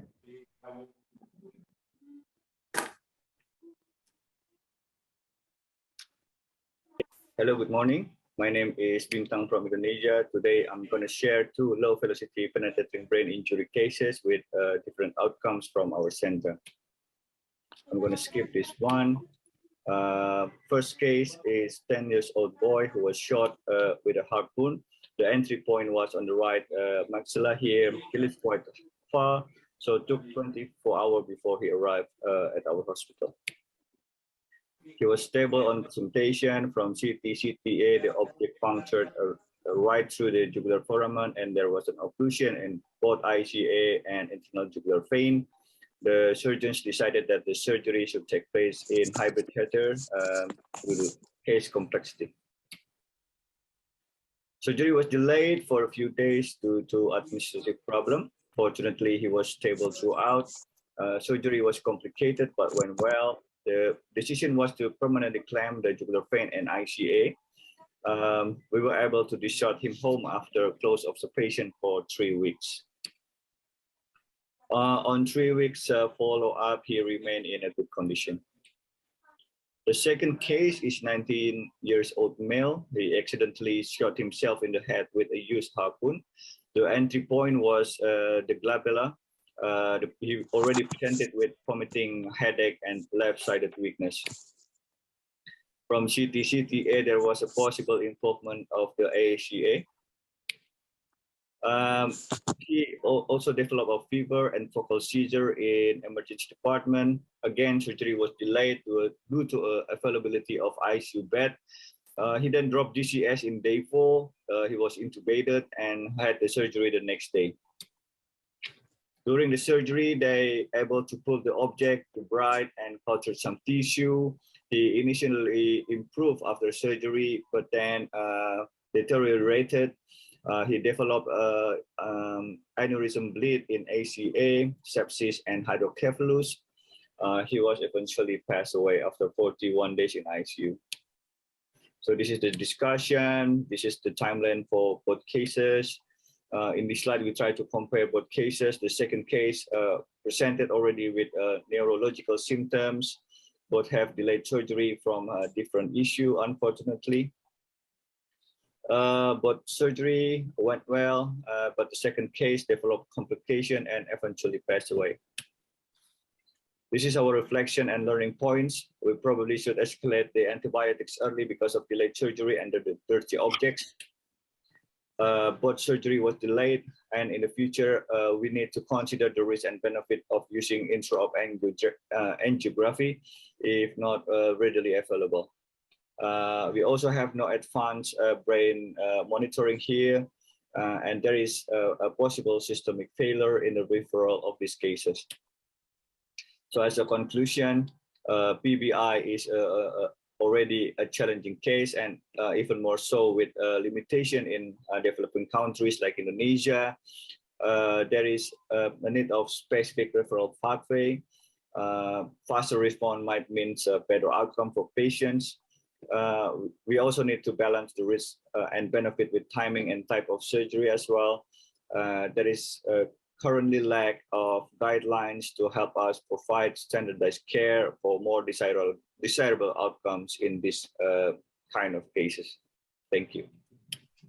Thank you, Dr. Bintang. Yes, sir. Yeah, it's good to see people from other countries participating in ISNAC conference. Nice to see you. Nice to see you. Nice presentation. I would just like to mention that since it's a competition, it's a poster competition. Ideally, you should have presented your case in the form of a poster, and probably, I'm sure you might have received the template for the poster. Yeah. So actually, my first slide is the poster, but I don't know why it wasn't shown in the video. So I'm sorry about that. No issues. No issues. Over to Dr. Shiv and Dr. Anjum. Nice presentation, Dr. Bintang. Hello. Yes, yes, like something squeaking. Is there like an alarm? When you faced this after this patient reached your hospital? Yeah. Sorry, sir, I cannot hear you. This time you faced this patient. At what time you? How much time is spent during the transfer of this patient after injury?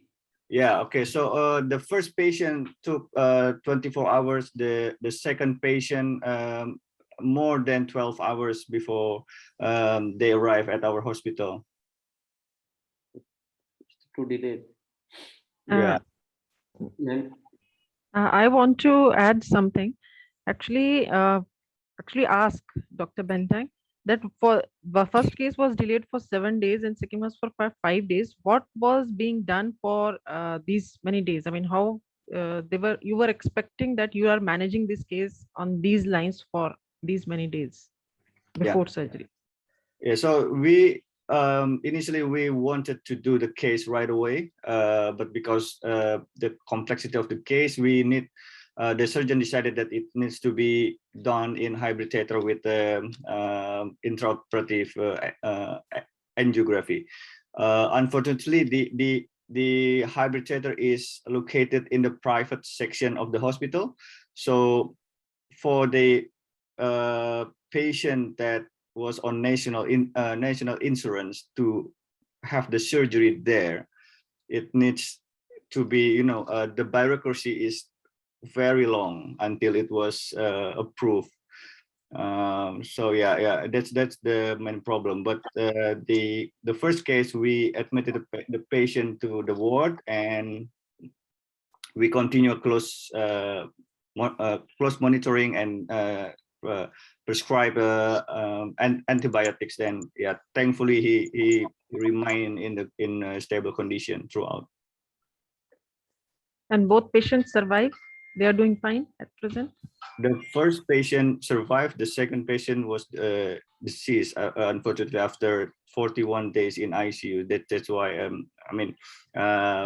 the purpose of presenting here, maybe I can get some input from all the consultants here on what to do the next time, because there was a lot of problems in developing countries like us as well. Okay, thank you. Dr. Bintang, my last query is, penetrating brain injury are highly complicated by infections, especially meningitis and brain abscesses. So what is the usual recommendations for antibiotics? Yeah, so the neurosurgeons and microbiology department has already have the standard.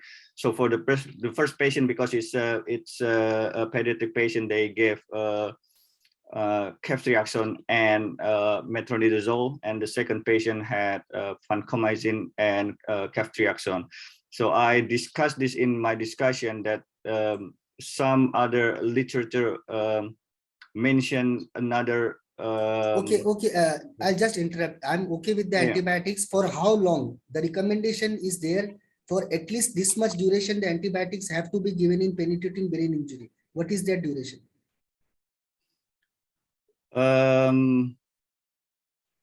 I think the recommendation is around 14 days, but I'm not really sure. I need to check on that, sir. Yeah, it's actually 28 days, but sometimes it may go up to 6 weeks. So these patients require a higher duration of antibiotic therapy. Okay, thank you, Dr. Bintang, for participation. Thank you, sir. And may I now invite Dr. Fahmeena Begum.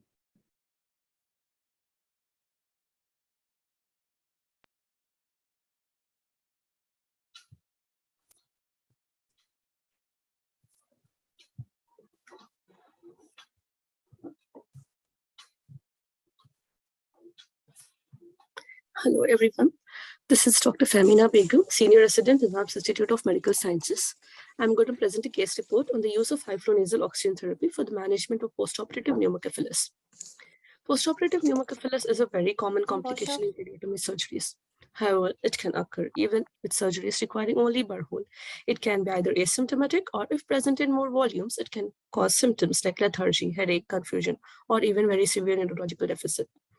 Treatment of this pneumocephalus with supplemental oxygen via face mask has been a common neurosurgical practice. There is a sparse evidence of use of high-flow nasal oxygen therapy for the management of pneumocephalus. Case summary: an 8-year-old boy was brought to the emergency medicine department with complaints of headache, altered sensorium for the last 1 week. He was a known case of craniopharyngioma, for which excision was done 15 months back. Patient had right-sided ventricular peritoneal shunt in situ. CT brain revealed multilobulated and dilated lesions in suprasellar and intrasellar region with slit ventricles. Left-sided transcerebellar cystoperitoneal shunt placement was done under general anesthesia. The child was less drowsy in the postoperative period compared to pre-op period. On imaging on postoperative day 1, ventricles were found to be collapsed and there was pneumocephalus. The VP shunt was blocked in order to reduce the overdrainage. In spite of this, there was not much neurological improvement. Therefore, high-flow nasal oxygen therapy was planned as an alternative to routine face mask oxygen in order to manage the pneumocephalus. He was kept on high-flow nasal cannula with 30 liters per minute flows and 0.7 FiO2 for around 72 hours. During these 3 days, serial X-rays of the skull were taken, which showed gradual resorption of the air. The child's neurological status also improved, as in he was less lethargic compared to the immediate postoperative period. Also, CT brain confirmed complete resolution of this pneumocephalus. This is the first CT scan showing pneumocephalus with classic Mount Fuji sign. And these are the three chest skull X-rays, which are showing gradual resorption of air during the 3 days of the therapy. And the last CT scan shows complete resolution of the pneumocephalus. Conclusions: increasing the concentration of inspired oxygen leads to faster nitrogen washout from the lungs, thus causing diffusion of nitrogen from the intracranial space into the blood along its concentration gradient. High flow nasal oxygen therapy will help in accelerating this mechanism by providing increased concentration and higher flows of oxygen. I would like to conclude that high flow nasal oxygen therapy can be an effective modality of treatment for postoperative pneumocephalus with added advantages of patient comfort and maintenance of warmth and moisture of the respiratory tract by providing heated and humidified flows. Thank you. Thank you, Dr. Fahmeena. Nice presentation. Over to Dr. Shiva and Dr. Anjali. Dr. Fahmeena? Yes, sir. How much hypoxic? Sir? In this patient, how much hypoxic? You need oxygen supplementation. Patient saturation was about 95% only, sir. 95% post-operative. Yes, sir. He was not hypoxic, sir, actually. So, okay. It was So just planned because to resolve this, because he was depressed, not taking feeds and all. Okay, Fahmeena, please. Yes, ma'am. May I? Fahmeena, tell me how you find high flow nasal cannula more advantageous compared to other oxygen therapy devices like reservoir bag, oxygen mask, etc. to resolve pneumocephalus. How you are telling that high flow nasal cannula is more advantageous compared to, I can give 0.6, 0.7 FiO2 with the non-rebreather mask also. Yes, sir. How do you feel? How do you feel that this is more advantageous? More advantageous because it is more comfortable for the patient, ma'am, and more stable FiO2 with this rather than other devices. And giving a 0.7 FiO2 for 72 hours. I don't know, I'll be always skeptical, 0.7 FiO2 for 72 hours. There is always a risk of hyperoxia. I don't know, how do you justify it? 0.7 FiO2 for 72 hours at stretch. That actually was not very much continuous like 72 hours, ma'am. There were interruptions, but I'm not sure, like, because I was not there continuously. Yeah, that's right. It can cause hyperoxia. Okay. Okay, Dr. Fahmeena. Yes. So do you recommend, as you have mentioned in your CT scan, that it's a tension pneumocephalus and the patient is symptomatic? So when the patient is symptomatic and there is tension pneumocephalus, do you recommend going for HFNC rather than the surgery? But actually, we have to go for a surgery drill board, sir. But then there was no deterioration. It was that patient was not improving. So that is why the neurosurgeons were hesitant to go for a surgery, and they asked us to plan for some other alternative. Okay. Yes, it's actually nowadays more and more surgeons, in fact, we people also trying to conservatively manage pneumocephalus as much as possible. HFNC or some high flow nasal cannulation. Okay, it's fine. Thank you, Dr. Fahmeena. Next speaker is Dr. Ashwini Reddy.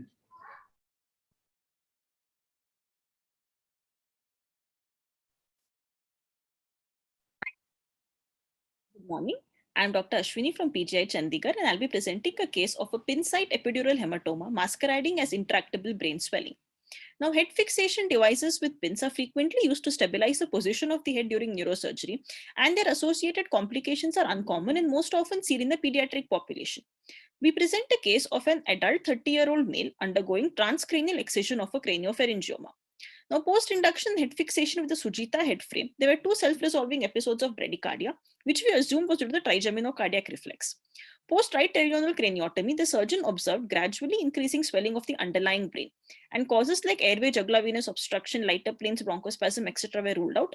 Head and elevation was done, mannitol 60-gram bolus was given, and mild hyperventilation was instituted. However, intractable tense brain persisted, and an emergency CT scan revealed left temporal EDH where the left upper head pin had been tightened. At this stage, there was hypotension, tachycardia, and anisocoria, and the patient underwent an emergency evacuation of the EDH. The post-operative course was complicated by multi-organ dysfunction and death on day 4. Now, the Sujita frame is a semicircular device which is anchored to the outer table of the skull with 4 pins, each of which must be screwed separately without an integrated force gauge. Unlike the Mayfield device, where one torque screw controls the pressure with a recommended force of 60 to 80 pounds, permitting an equal dispersal of forces. Literature review further revealed that most of these complications are seen in pediatric population due to the variability in the thickness of the developing cranial vault, that is the squamous temporal bone, the frontal sinus, and the coronal suture. In adults also, the thinning of the cranial vault may be seen with long-standing intracranial hypertension and high-dose antiepileptics, both of which were absent in our case. The coglogram was also normal. Now, craniopharyngioma has many metabolic consequences, one of which is lower bone mineral density due to late induction of puberty, thus preventing the attainment of normal peak bone mass and increasing the susceptibility to fractures. The preoperative CT scan of a patient also showed decreased thickness of the temporal cranial vault. In retrospect, the administration of mannitol may have proven counterproductive, and the episodes of bradycardia were not given due importance. Anisocoria also could not be assessed early. All these were an indication of a new emerging intracranial event. Now, many modifications of head fixation devices have been described, that the use of rubber plugs or plaster of Paris cast interface between the skull and the pins, along with utilization of all 6 pins and a padded horseshoe headrest to disperse the weight. Now, to conclude, the take-home message from my case report is that in the future, attention should be paid to the thickness of the skull vault in the preoperative CT scan before head fixation, and weaker zones should be avoided as far as possible. Even simple procedures like head fixation can have disastrous consequences, and intraoperative imaging is of immense value in the diagnosis and management of these cases. Thank you. Thank you, Dr. Ashwini. Over to Dr. Anjum and Dr. Shiv. Nice presentation. It's a very rare and very interesting case. A pin site hematoma can lead to death. It's a rarely seen in the body. Anjuman ma'am, kindly ask.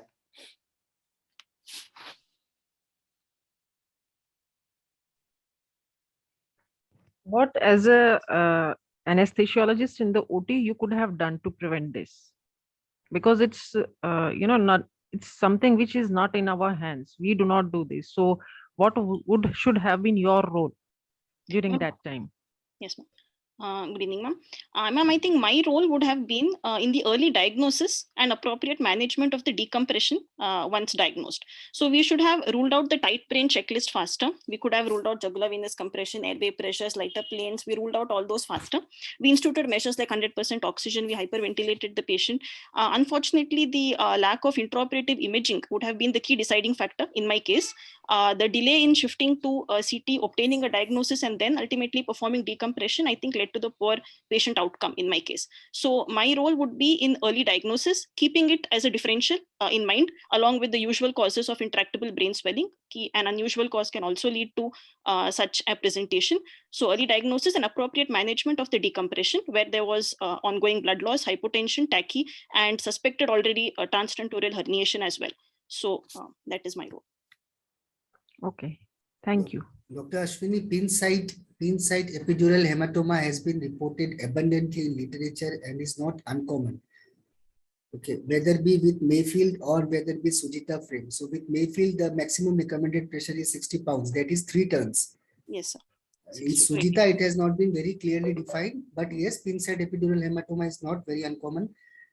It should be very meticulously applied at that time of pin rotation. That is most important, and most importantly, undue bleeding intraoperatively and brain bulge not explained by any other cause should always give a suspicion of some pin site epidural hematomas. Yes, unrecognized mass swelling. So also one point I would like to add, this patient, we could have seen the preoperative CT scan thickness, because later retrospectively, as we reviewed the preoperative CT scan, there was thinning of the temporal squamous bone. So we could have done that as well. Preoperative kept that in mind and avoided the weaker zones of pin fixation. Okay. So that is a good message from your report, that preoperatively the skull thickness can be visualized and it should be visualized. Particularly, you have mentioned the reason as to why there is thinning of bone in the case of craniopharyngioma. Yes, sir. Okay, thank you so much. Thank you, sir. Next speaker, Dr. Aparna, are you there? Yes, sir. Good evening, sir. Yes, please go ahead.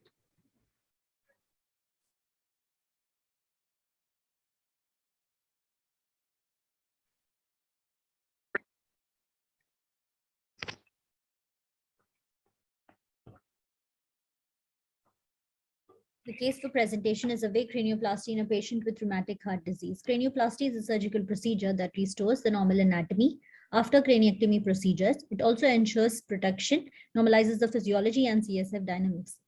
The anesthetic management of a patient with rheumatic heart disease with severe mitral stenosis posted for cranioplasty is extremely challenging.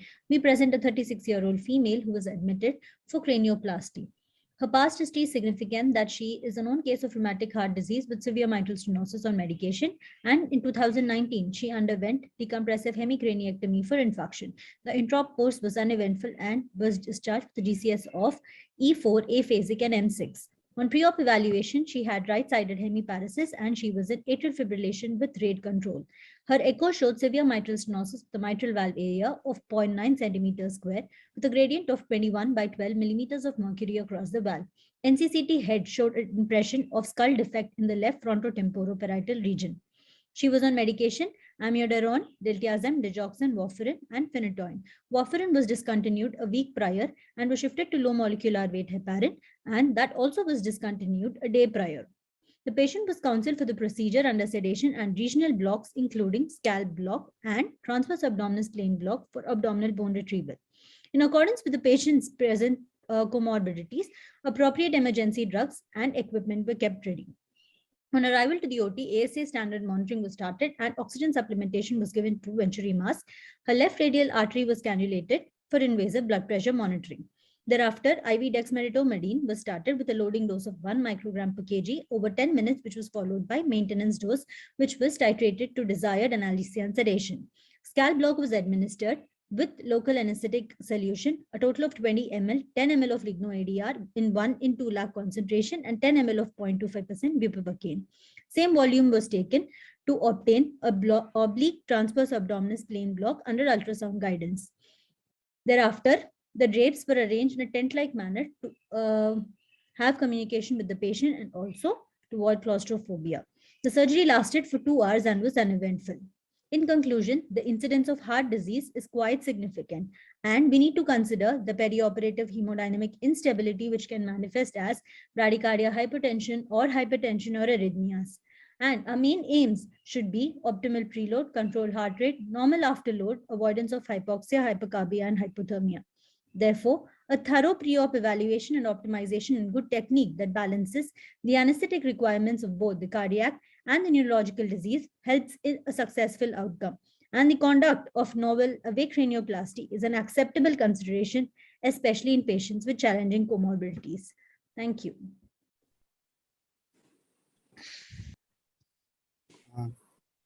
Thank you, Dr. Aparna. This is a very interesting case and nicely conducted and a very nicely made poster. You have put a lot many images, which makes the poster very attractive. Thank you, sir. Okay, Dr. Anju, ma'am, if you had any query, please. Yeah, actually, I want to ask that why was not she managed for mitral stenosis? Because cranioplasty is more of an elective procedure. It was not an emergency. Craniectomy at that time was. So maybe the patient was diagnosed for mitral stenosis at that time, or maybe before that, and patient was not keen to get operated. But in between, when she was in communicating with doctor, she was coming to a place like PGI Chandigarh. Why the severe mitral stenosis was not managed? Yes, ma'am, she's a good candidate for mitral valve replacement because of her financial status and all.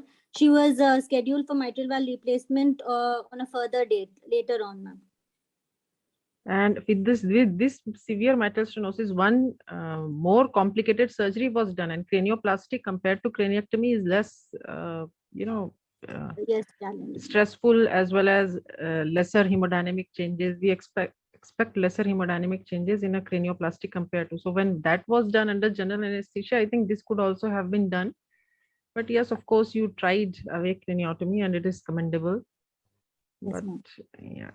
Yeah, Dr. Aparna, even though you have conducted the cranioplasty very nicely, but the most important component is the pain.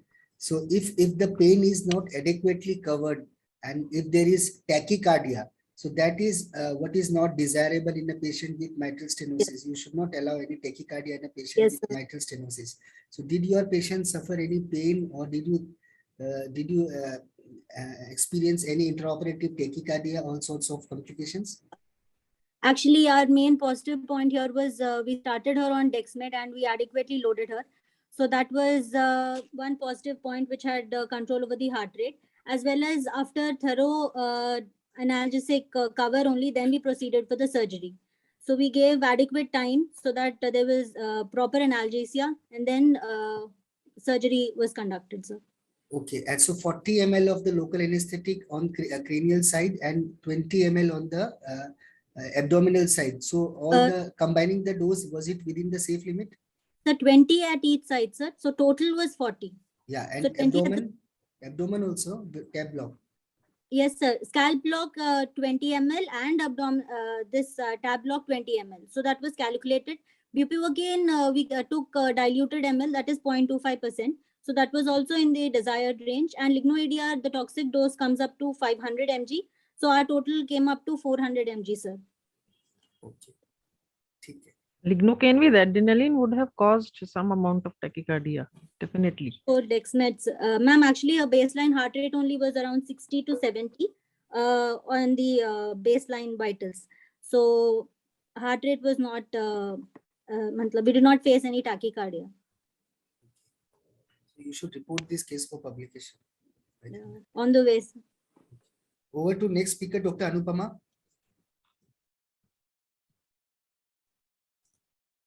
So Dr. Anupama is not there. Then Dr. Alankrita. Yes, sir. Can I just interrupt for a minute, please? Yeah. We have another candidate who has not sent in her video, so she will be the last person on the list, and she will be presenting live. Okay. No issues. Dr. Alankrita now? Yes, sir. Yeah, please go ahead.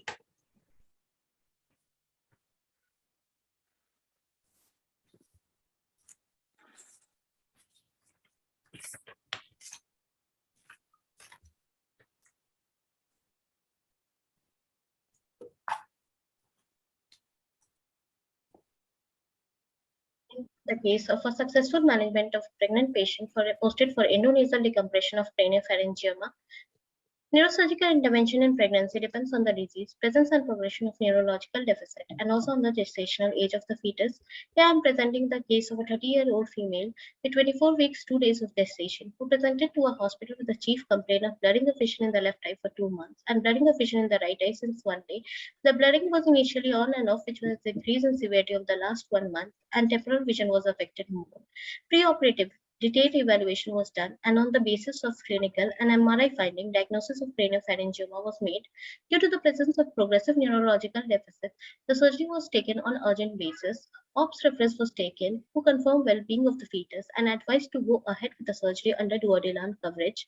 Detailed counseling of the patient and family was done regarding the prognosis of pregnancy and also about the possibility of perioperative termination of pregnancy, and an informed consent for the same was taken. Intraoperative monitoring included regular monitors, arterial blood pressure monitoring, and also continuous fetal tochocardiography. At the time of induction, a wedge was placed on the right hip of the patient, and duodenal drip was started as per ops team advice. Rapid sequence induction was done. Balanced anesthesia was used for maintenance with intraoperative target of normotension, normovolemia, normal oxygenation, and normocapnia.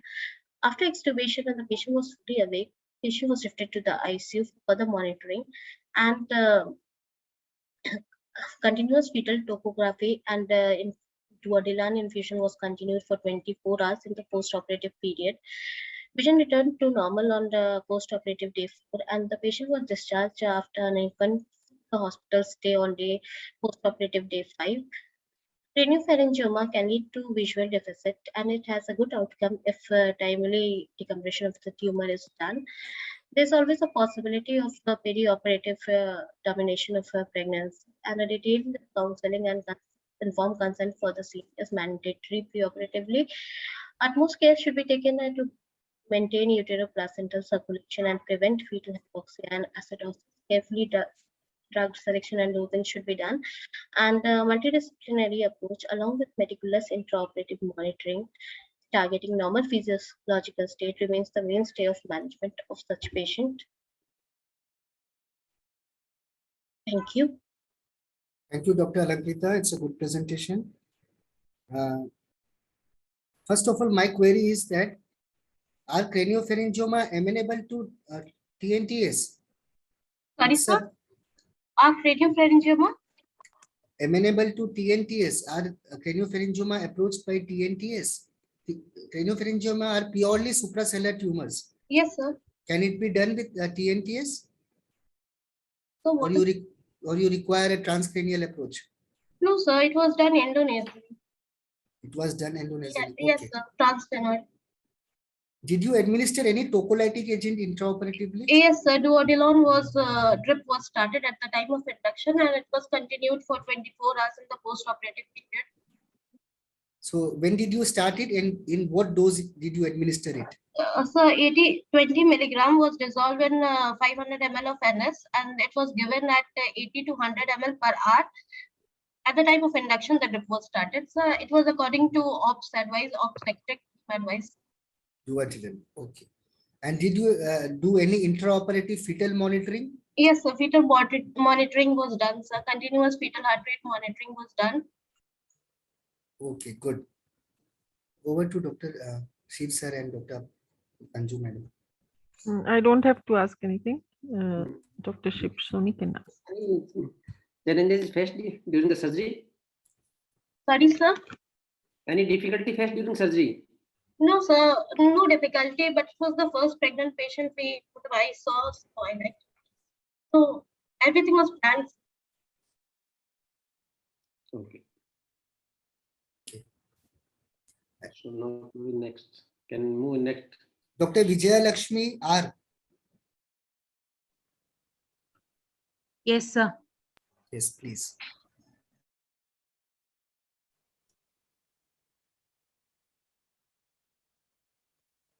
Everyone, I'm here to present a case report about the anesthetic management of flow replacement procedures for giant aneurysm.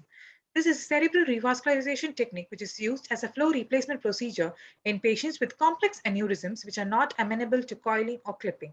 Here we present a 49-year-old lady with holocranial headache, right-sided vision loss, diplopia, and cognitive impairment worsening for 6 months. MRI showed a right paracellular mass of 3.5 into 3 into 2.5 centimeters, and DSA showed 18 into 11 mm right ICA cavernous and clinoidal segment fusiform aneurysm. The balloon occlusion test was positive with drop in SSEP.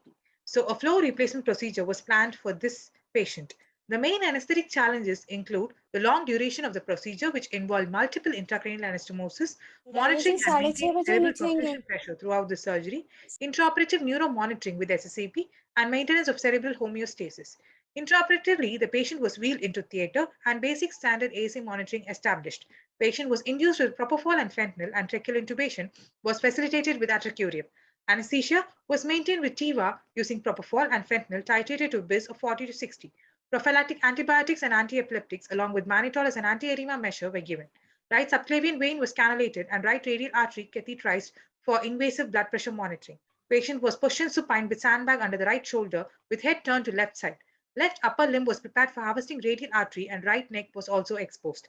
Blood pressure was maintained at 10 to 20% of the baseline using low-dose noradrenaline.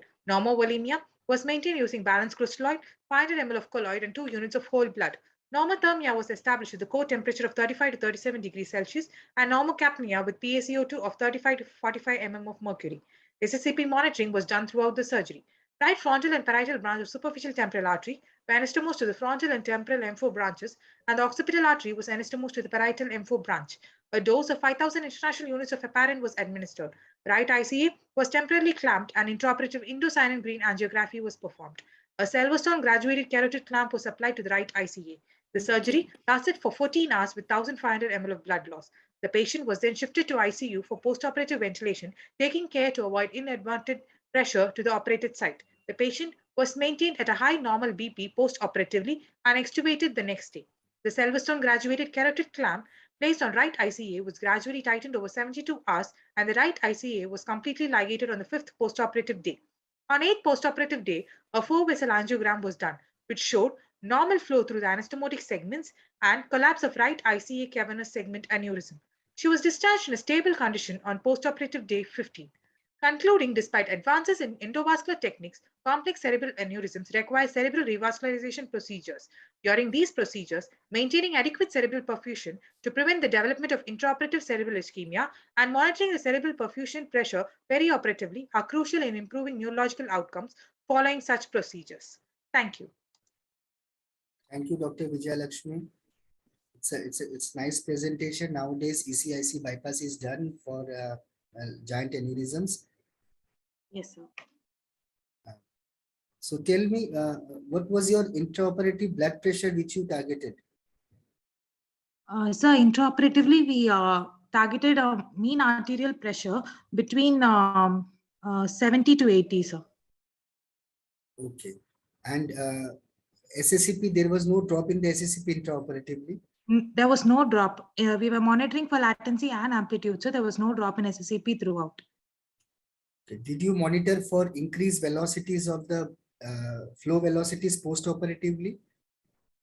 There are incidents of cerebral hyperperfusion syndrome reported after ECIC bypass.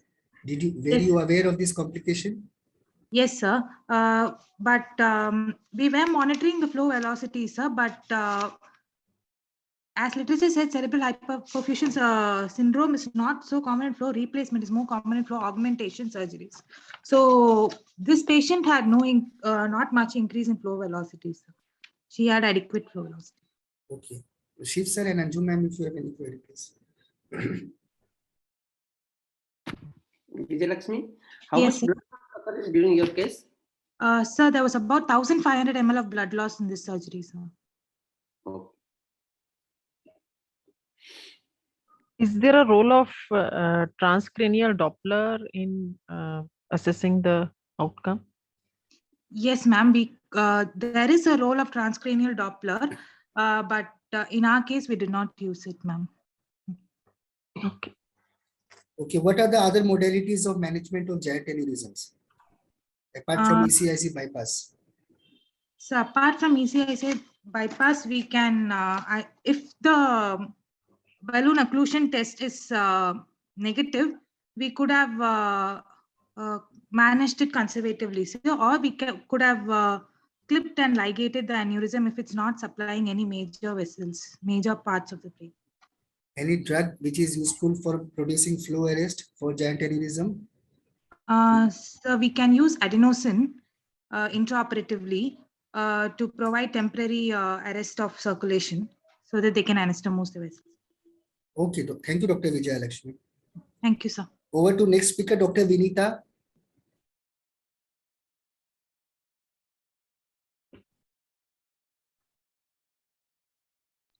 Dr. Vinita is there? Yes, I'm here. Yes, please.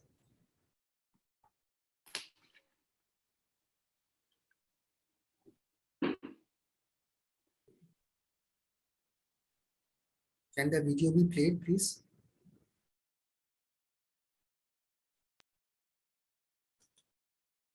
Good evening, everyone. I'll be presenting a poster on anesthetic considerations for a case of Noonan syndrome for endovascular coiling, a case report. Noonan syndrome is an autosomal dominant disorder occurring at a frequency of 1 in 1,000 to 2,500. Cerebrovascular malformations like Moya-Moya syndrome, arteriovenous malformations, and aneurysms are also known to occur in these patients. They present with dysmorphic facies, cardiac defects, craniovertebral junction anomalies, coagulopathies, and skeletal malformations, thus having significant anesthetic implications. We had a case of a 20-year-old male patient who presented with sudden severe headache 4 days ago, was diagnosed with a ruptured anterior communicating artery aneurysm and was planned for endovascular coiling. On examination, he had a triangular facies with torticoli, but had an adequate mouth opening of 5 cm.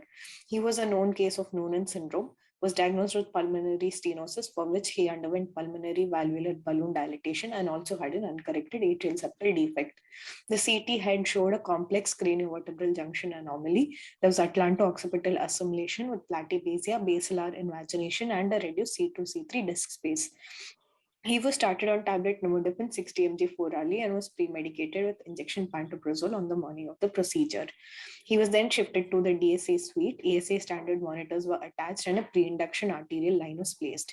He was induced with injection fentanyl 2 mg per kg, injection etomidate 0.3 mg per kg, and injection atacurium at 0.5 mg per kg, and was intubated using video laryngoscope with manual inline immobilization. We used 300 ml of IV plasmolite, and the procedure lasted for around 3 hours, during which the patient remained hemodynamically stable and was smoothly extubated at the end of the procedure, taking care to minimize movement at the cervical spine and shifted to ICU for observation. He was then discharged 5 days later with a modified Rankin scale score of 1, and 1 month follow-up had a Glasgow outcome scale of a score of 8. Noonan syndrome is often known as male Turner's. Craniovertebral junction anomalies and neck contractures have been reported. So pre-op evaluation should be done to rule out any craniovertebral junction anomalies, and we have to prepare for a difficult airway. Fiber optic bronchoscopy or video laryngoscopy to reduce movement at the cervical spine during intubation have to be done. Cardiovascular malformations are seen in 50 to 90% of these patients, most commonly being pulmonary stenosis, which occurs in 20 to 50%, hypertrophic cardiomyopathy in 20 to 30%. Other lesions include atrial septal defect, ventricular septal defect, and tetralogy of Fallot. Air bubble precaution should be taken while administering IV fluids. We should avoid nitrous oxide to prevent worsening of pulmonary artery hypertension, and hemodynamics have to be maintained. These are the goals of our management. Additionally, the continuous flushing of heparinized saline with nimodipine by the neuroradiologist warrants the restriction of IV fluids to avoid fluid overload. Hypotension often results from nimodipine, which necessitates the use of low dose of vasopressors to maintain the hemodynamics. Coagulopathies are present in 30% of these patients. They have to elicit history of abnormal bleeding and easy bruising. This can result in hematoma formation and hemorrhagic complications during the procedure. So FFP or factor transfusion have to be done prior to the procedure. Thank you. Thank you, Dr. Vinita. Over to Dr. Shiv sir and Anju ma'am for any queries. Good presentation, Vinita. Vinita, you faced any challenging or difficulty during this case? This is having cardiac issues as well as some features of Noonan syndrome. Hemodynamically, we didn't face any issue, sir. The cardiac anomaly was corrected. The pulmonary stenosis already, balloon dilatation was done. The only thing was he had neck contractures, so we used video laryngoscopy for intubation, sir. How was the airway assessment done? Why did you plan for video laryngoscopy instead of fiber optic? Ma'am, studies have shown that both video laryngoscopy doesn't cause significant movement at the CVJ compared to fiber optic. There were even studies from our institute which showed similar movement with both. And also it was a remote location, and there's also an issue of availability of fiber optic in the DSA suite. So we went for video laryngoscopy. Actually, I think this neck movement with video laryngoscopy is still indeterminate. We don't know. Like some studies are showing that there is significant neck movement. Some are showing that yes, there is limited neck movement. But anyways, there are other ways to assess. No, preoperatively we can assess whether we'll be able to manage the case with video laryngoscope itself, or we should go ahead with fiber optic, because fiber optic is more difficult for the patient to tolerate any day, isn't it? Yes, ma'am. Other than the neck contracture, the patient didn't have any other feature of a difficult airway. So we went ahead with video laryngoscopy. Which video laryngoscope you used? Which one did you use? Which one do you have in your OT? Is it the CMAC or the glide scope or what? It's not the CMAC, the other glide scope, sir. So tell me one. Sorry. It's okay. Continue. Tell me one thing. This aneurysm is an association of Noonan syndrome, or it is independent of Noonan syndrome? Is aneurysm a finding in Noonan syndrome? No, sir. There are only a few case reports of aneurysm being reported with Noonan syndrome, sir. Okay, it's not a known association. So you have said that there are few case reports of aneurysm in a patient with Noonan syndrome. So what are the causes of aneurysm in a patient with Noonan syndrome. What actually happens in a Noonan syndrome that it causes aneurysms? Not sure, sir. Okay. Okay, thank you so much. Dr. Unmesh Bedekar, our next speaker. Yes, sir. Yes, please. Adenosine-induced tachyphylaxis and bronchospasm in redo craniotomy surgery. 71-year-old patient diagnosed with right paracellular extradural tumor was posted for the redo craniotomy. The MRI brain showed heterogeneous lobulated space-occupying lesion along clivus of around 4 by 4 by 2 centimeters, suggestive of a chordoma with local extension. After ensuring minimal intubation response under the effect of injection esmolol and xylocard, intubation was done. Arterial line was secured under anesthesia. Lumbar drain was put in the lateral position to drain the CSF, cerebrospinal fluid, for better surgical exposure. Around 60 ml CSF was drained over 2 hours and then the drain was clamped. During the resection of tumor, there was bleeding and requirement of using adenosine to control it arose. Adenosine was used to induce cardiac flow arrest to visualize the bleeding vessels. In the first aliquot, 24 mg adenosine was given to achieve a period of flow arrest of 12 seconds. After this, severe bronchospasm was encountered, which was timely detected by change in the capnograph shape, decreasing tidal volumes than those set on the ventilator, as you can see in the picture below, and failure of the machine to drive the bellows seen visually as a result of resistance from the lungs. This was immediately treated by increasing the FiO2 to 100% by starting hand ventilation and by giving injection hydrocortisone 100 mg, injection phenidramine 45 mg, and injection aminophylline 250 mg diluted in 20 cc NS slowly. Consequently, after 2 minutes, the spasm was relieved. There was a need to again clip the bleeding vessels. In the second attempt, we took a chance and gave a aliquot of 24 mg adenosine to achieve a partial flow arrest of 10 seconds. This time, the blood pressure fell from 120 mmHg to 64 mmHg systolic, but the heart rate dropped only to 45 beats per minute. A flat line on ECG was not achieved this time. This showed tachyphylaxis to adenosine. In the third and fourth aliquot, 48 mg drug was given. The blood pressure dropped, but not the heart rate as seen previously. The total dose of adenosine used in this case was 144 mg sequentially 4 times. To conclude, I would like to say that adenosine acts on the bronchial smooth muscles and causes bronchospasm. Control of the bleeding tumor in this case was more important, hence the decision to go for subsequent adenosine injections were taken. Use of adenosine for inducing flow arrest should be done with caution, keeping in mind the risk of tachyphylaxis and bronchospasm. Extreme precautions were taken in the management of this case, and corrective measures were implemented as soon as the spasm was identified. Post-operatively, the patient was extubated slowly, uneventfully, after ensuring adequate reversal, clear chest, adequate tidal volumes, and TOF monitoring, and was observed in the high dependence unit. There was no neurodeficit post-operatively.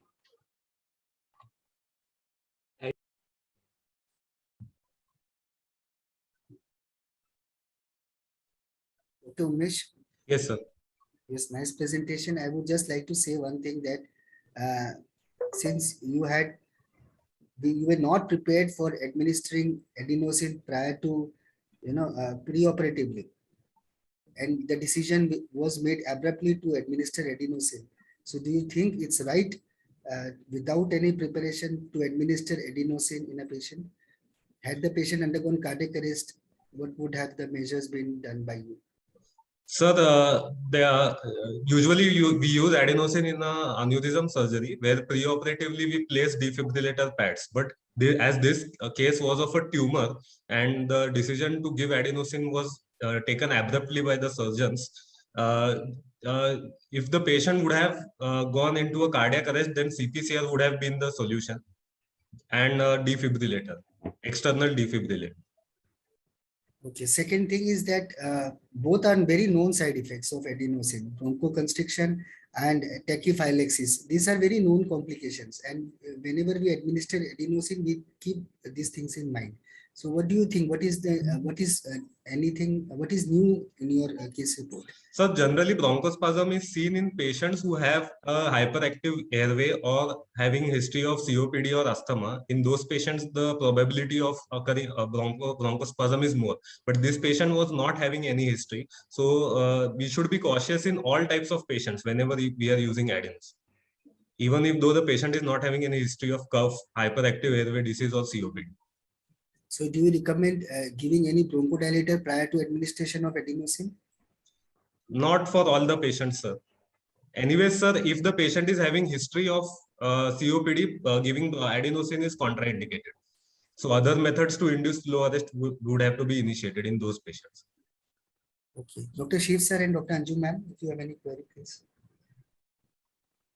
No more. What was the outcome of the patient ultimately? Because next episodes of adenosine administration you were not able to achieve. So the surgeon was able to manage with the surgeon eventually at the 4th dose, the bleeding was controlled and the patient was extubated at the end of the surgery. Okay, that's all. Thank you, Dr. Unmesh. Next presenter is Dr. Shaili Singh. Shaili, Dr. Shaili, are you there? Yes, sir. Okay.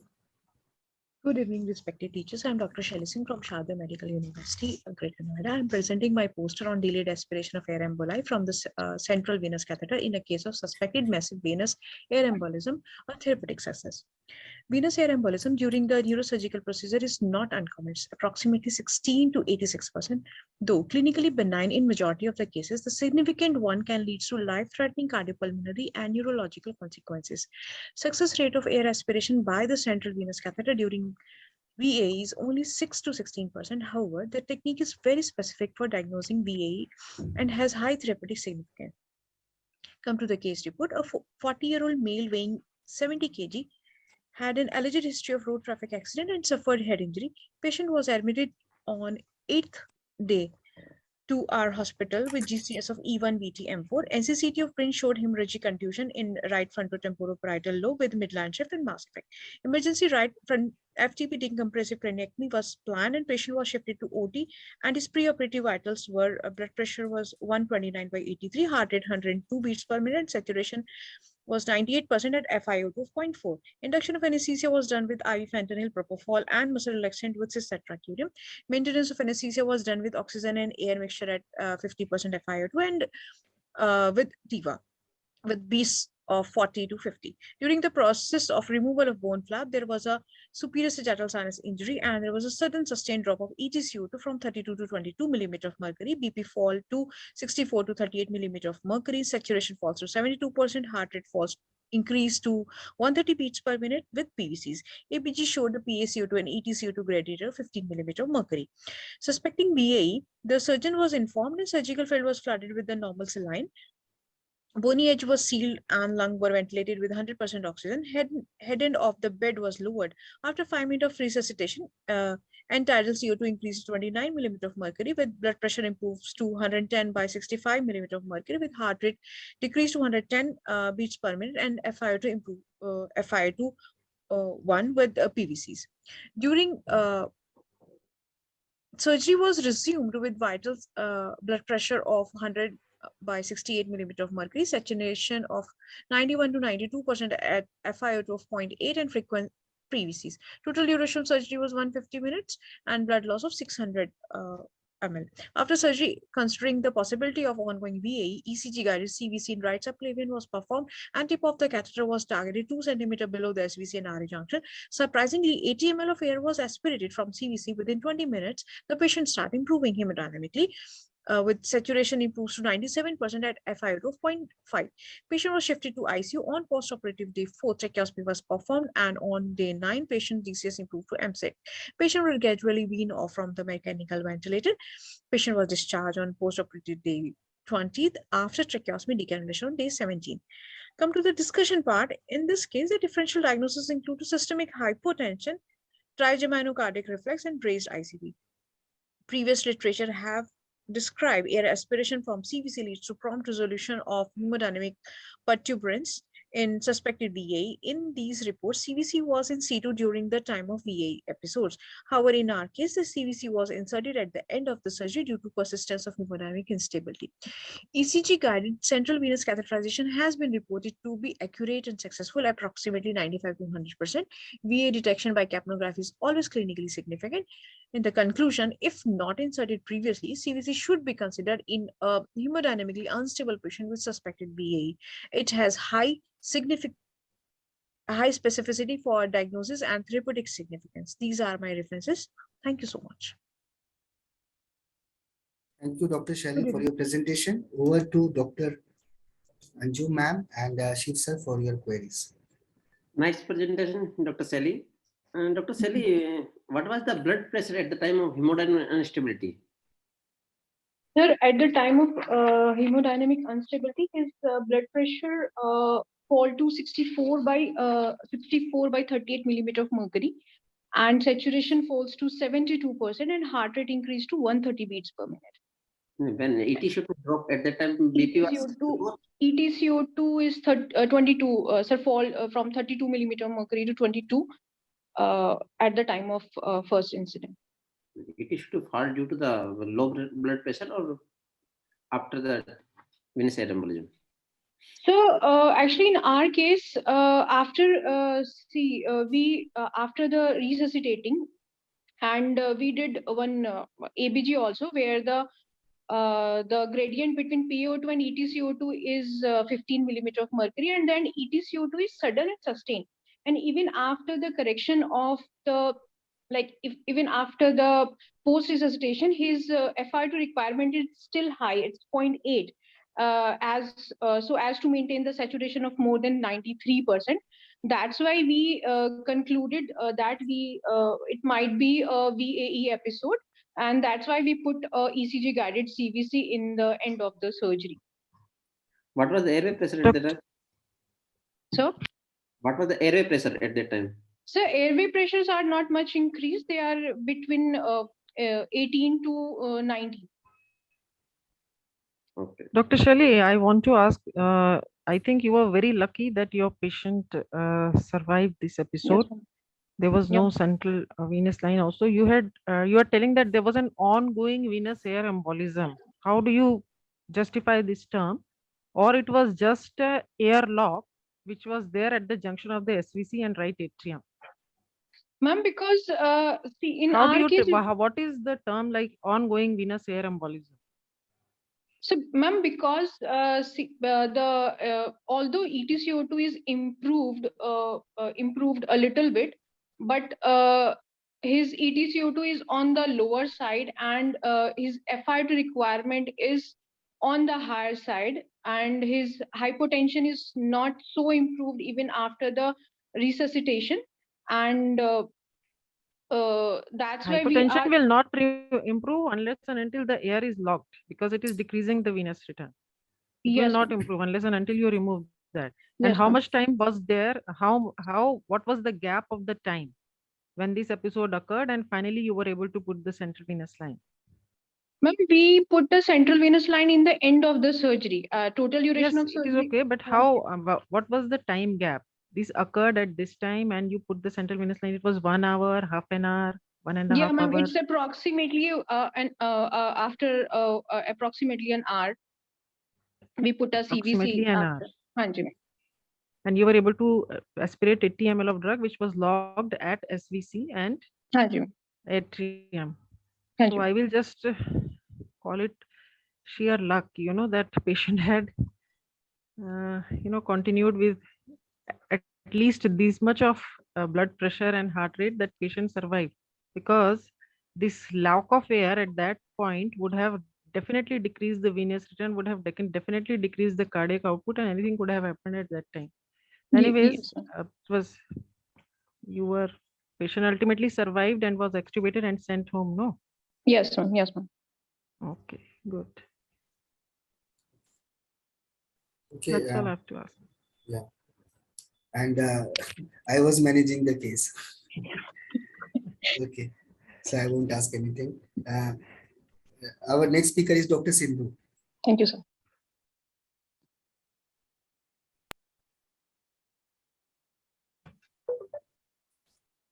Hello everyone. Today I'm going to present a case on the successful management of early acute massive pulmonary embolism following prolonged spinal instrumentation surgery. Massive pulmonary embolism is defined as obstruction in the main pulmonary artery trunk more than 50% with persistent hypotension requiring vasopressor support. Massive pulmonary embolism in the immediate postoperative period after a major surgery is associated with a poor outcome. We report a case of massive pulmonary thromboembolism in the immediate postoperative period which was successfully managed with catheter-directed thrombolysis. We had a 72-year-old female weighing 100 kgs and she underwent posterior spinal instrumentation for scoliosis correction. She is a known case of hypertension, coronary artery disease and obstructive sleep apnea, and she was cleared under ASA3 for surgery. Intraoperative period was eventful for a prolonged duration of surgery and also significant blood loss with transfusion. She was electively ventilated and extubated after 8 hours post-op ventilation and also tapered off oxygen support. In view of intraoperative blood loss and brain output, early initiation of pharmacological thromboprophylaxis was deferred. 32 hours post-surgery, she developed sudden onset of breathlessness, chest pain, and hypotension requiring vasopressor support, also required oxygen by face mask. Hence, an emergency transthoracic echo was done, which revealed a dilated right ventricle, massive thrombus in the right ventricle, with elevated pulmonary artery pressure suggestive of a massive pulmonary embolism. Hence, emergency initiation of therapeutic anticoagulation with IV heparin 5000 units was done. Patient was taken for an emergency intra-arterial catheter-directed thrombolysis under monitored anesthesia care. The procedure was uneventful and a bolus of 12.5 milligrams of alteplase followed by continuous infusion at a rate of 0.5 milligram per hour for 24 hours was given.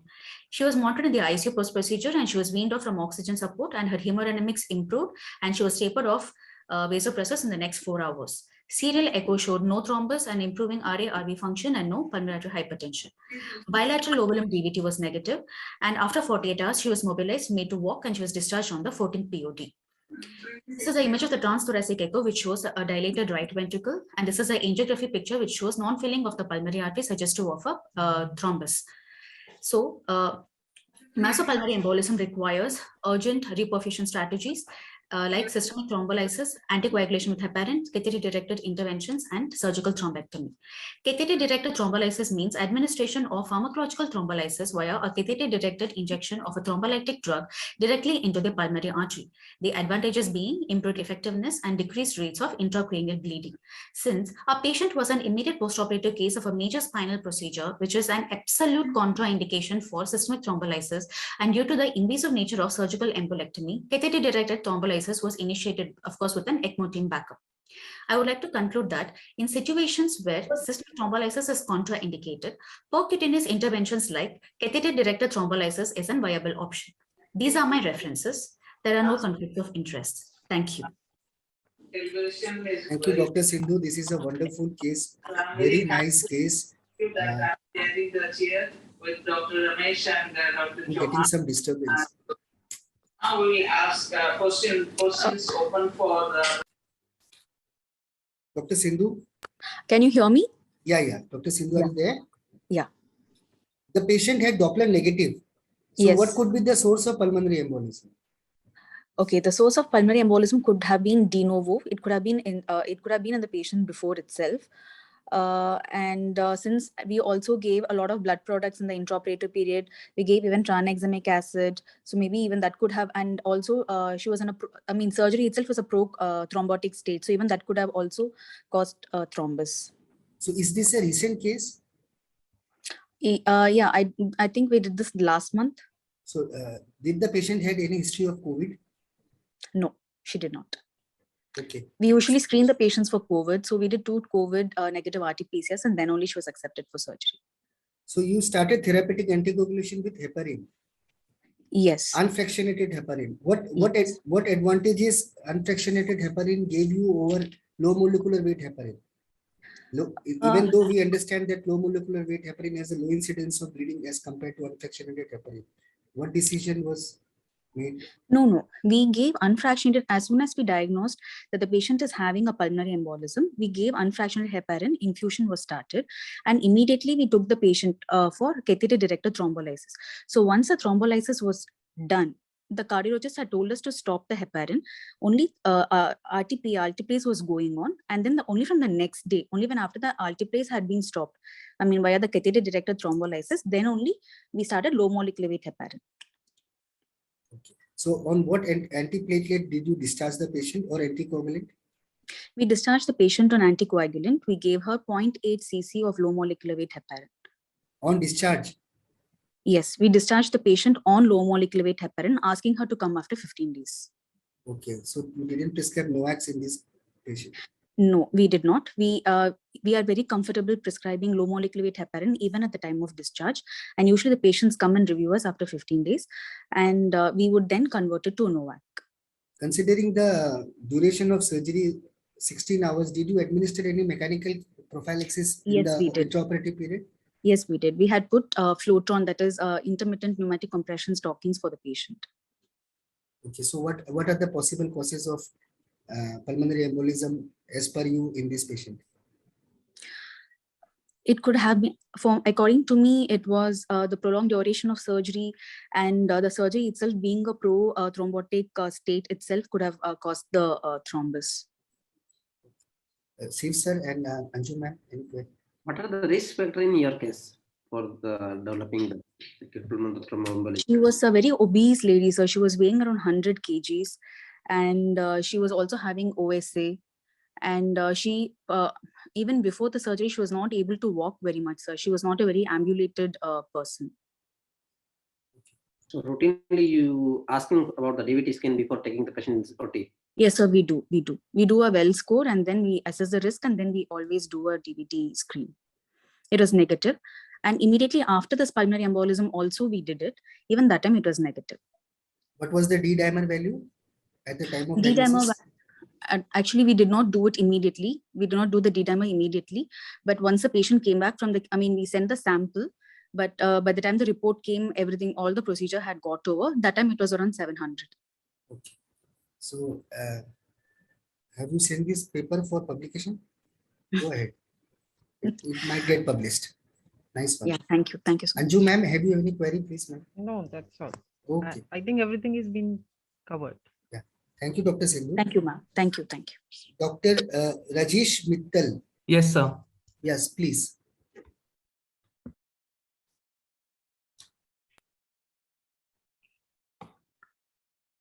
Everyone, management of neurosurgical patients with cardiac implantable electronic devices such as automatic implantable cardioverter defibrillator and pacemaker poses several challenges for the neuroanesthetist.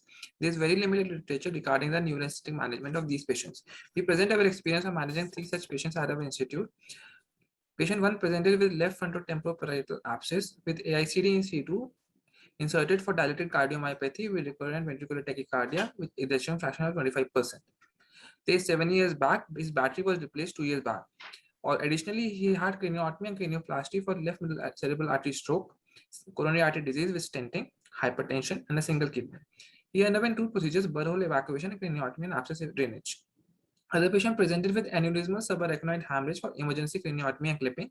He had pacemaker inserted for complete heart block 2 years back. Additionally, he had hypertension, CAD, and right renal artery stenting.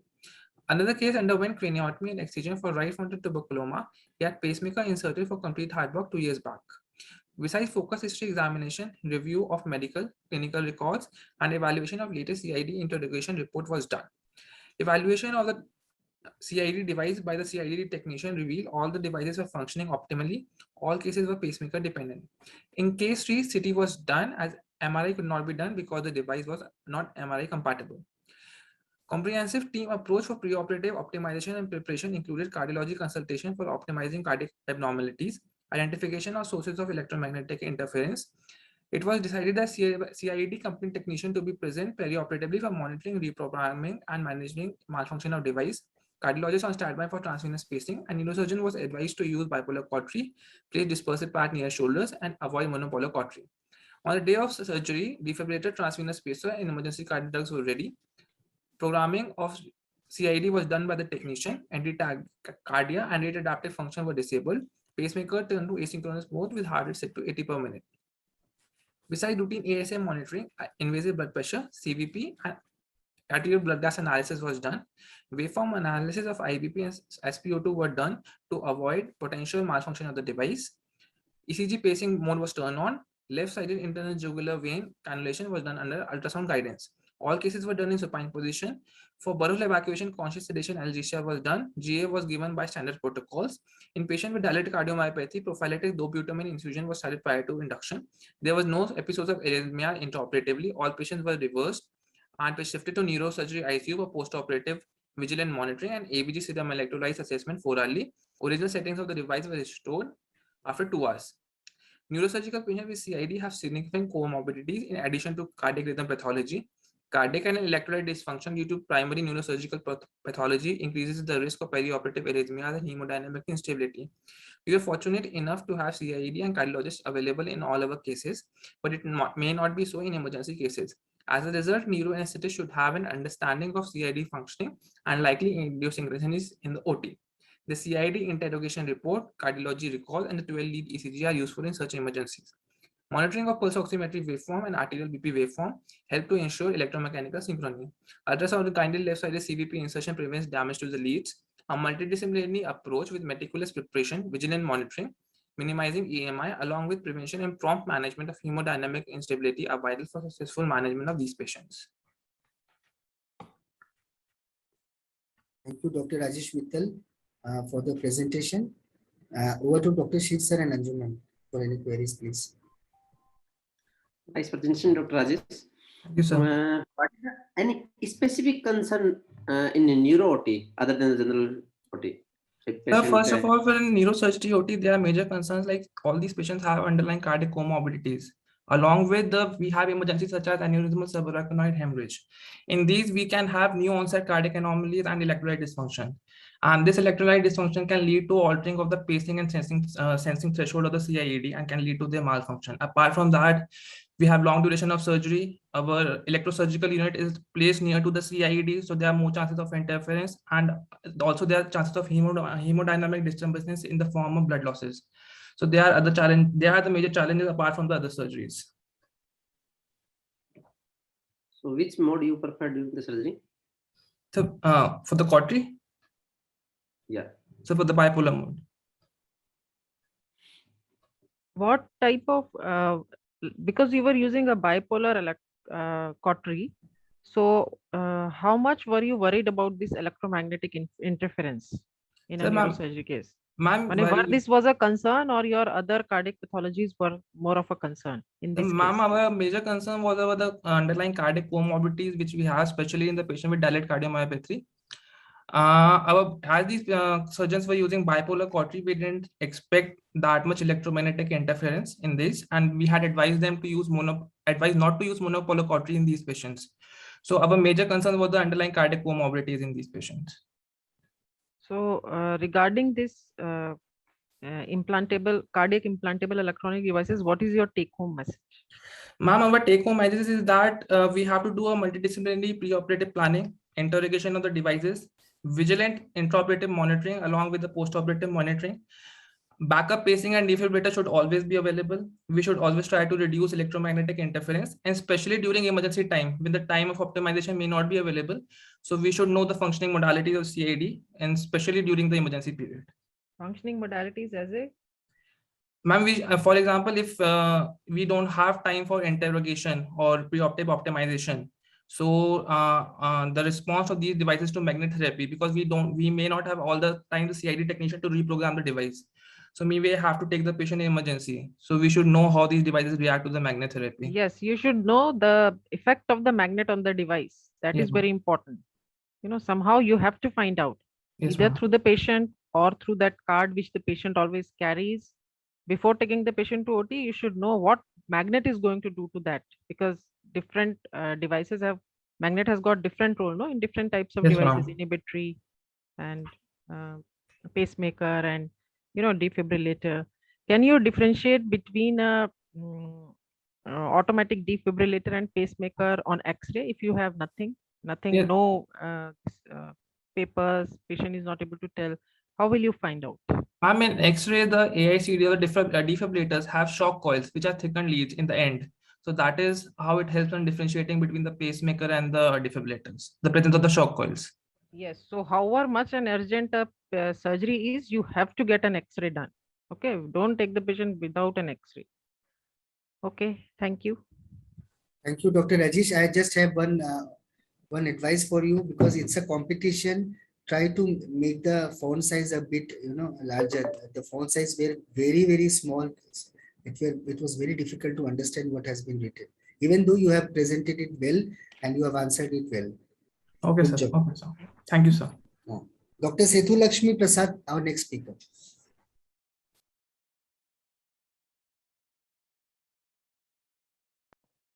Respected judges, my e-poster is about aiding the search for the wanderer nerve. As we all know, intraoperative identification as well as functional integrity monitoring of the vagus nerve has been used in several surgeries, including thyroid surgery, as well as neurosurgical procedures involving brainstem and skull base. To our knowledge, this is the first reported case of use of endotracheal tube surface electrodes for vagal nerve identification during a vagal nerve stimulator insertion procedure. The introduction of this endotracheal tube surface electrode actually opened new avenues for intraoperative monitoring, and this has led to a more frequent monitoring for the vagus nerve. Our patient was a 10-year-old boy weighing 26 kg who presented to us with medically refractory seizures as well as incapacitating drop attacks for the last 6 months.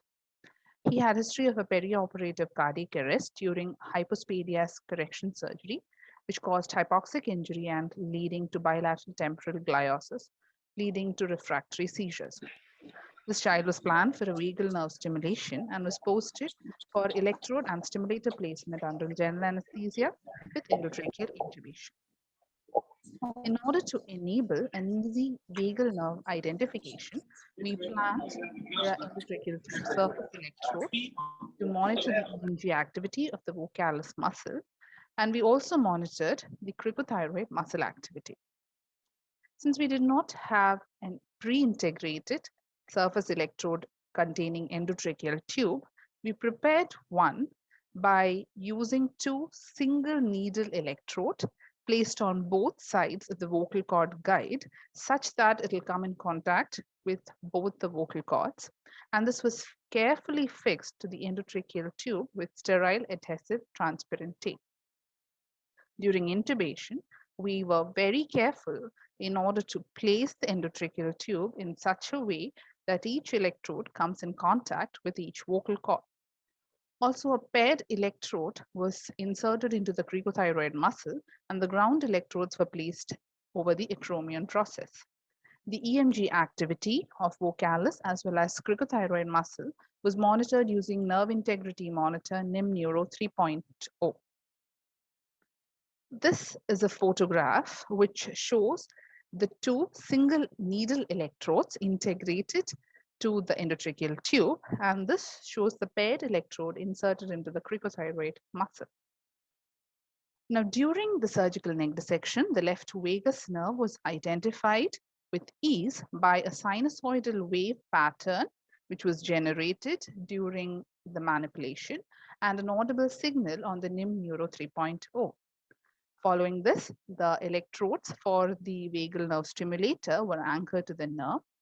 And following that, a repeat stimulation of the left vagus nerve confirmed functional integrity of the nerve.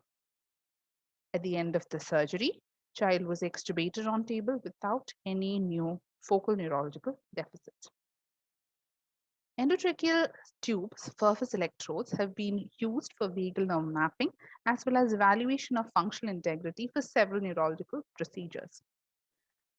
And a study by Julian et al. Has found that these surface electrodes are as sensitive as the intramuscular electrodes in helping nerve identification as well as in ensuring nerve integrity.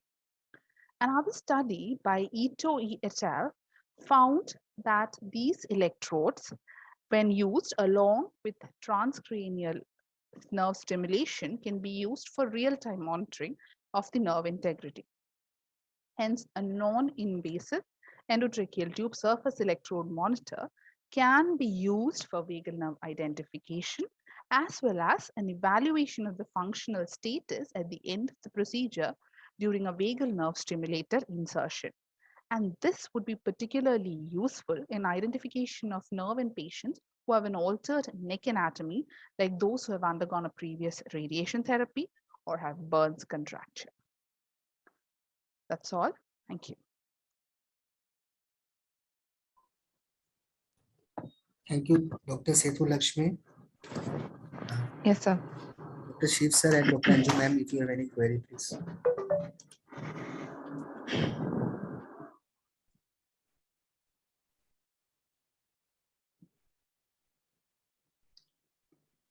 It's a very interesting and very new topic, I'll say. I just want to know what are the chances of false positive and false negative findings using this tube with electrodes? Ma'am, it mainly depends on the accuracy with which we have placed the electrode.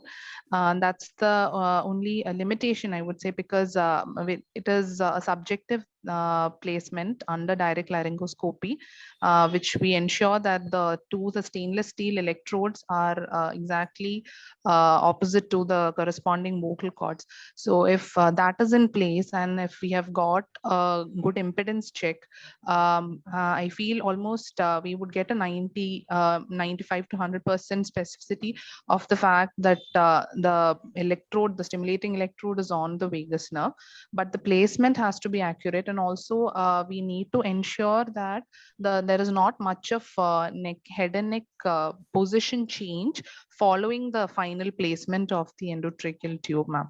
That is one more thing which I felt would change the position, relative position of the electrode to the vocal cord. Then if by chance there is a movement, how do you how will you find out that whether it is a positive or a negative, or I have some manipulation has occurred? How do you confirm that then intraoperatively? Okay, ma'am. What this again? It's a new thing which we have tried. So what we found was before they started the initial surgical manipulation, when we would over the skin, when we were manipulating, we were getting a sinusoidal wave. So that shows that we were able to trigger the vagus nerve and the endotracheal tube electrode was in place. So if after final positioning, if we are unable to get a repeat direct laryngoscopy, or if we can put a fiber optic to ensure that the electrodes are in place, that would give us a confirmation that our the recording which we have got is accurate, ma'am. So intraoperatively, there is a you arrange a fiber optic at that time. You keep a fiber optic in hand. Yes, ma'am. We have one within the operation theater, so that in case of any loss of signals, say we are not getting a sinusoidal waveform in a place where we are expecting, we can reconfirm the position with a fiber optic. We should keep a fiber optic in hand at that time during the use of this tube. I wouldn't say that it is a must, ma'am, but if we have ensured that, because usually they would fix the head before they start the surgical dissection, ma'am. So if after fixation, the tube and the electrodes are in place, I personally, I don't think there should be a requirement for intraoperative reconfirmation. But if required, we can do so with a fiber optic, is what I feel, ma'am. But one case is like not enough to. It's not enough, ma'am. It is just a trial which we starting. Yes, ma'am. We have not had many cases. What about this year, your anesthetic interference? Do you have something like we should use this, we should use that during anesthesia? Mainly, we have ensured that we have avoided muscle relaxant, ma'am, as for any other EMG. Yes, ma'am. And other than that, we have just ensured adequate depth with inhalational agent. We have not done anything specifically from the anesthetic in agent as such, ma'am. No interference with inhalationals like with SSCP and EMG, we avoid, no? We try to put yes, ma'am. Actually, because it was a very short procedure, I think TIVA might have been better, but again, this was like a first attempt at this. So probably in the subsequent cases, we would like to compare between TIVA and inhalational and see how the outcome is, ma'am. Okay, that's all I want to ask. Congratulations for performing this. Dr. Sethu Lakshmi, Yes, my sir. query is that Yes, apart sir. from identification of the vagus nerve, what Yes, sir. other systemic effects do you expect while stimulating a patient for identifying a vagus nerve? Sir, this is a left vagus nerve, so it is less likely to cause a cardiac effect, but still there are reported cases of AV blocks, bradycardia, as well as asystole lasting up to 45 seconds on left vagal nerve stimulation. So that's why we have kept the stimulating probe is only kept for a minimal duration.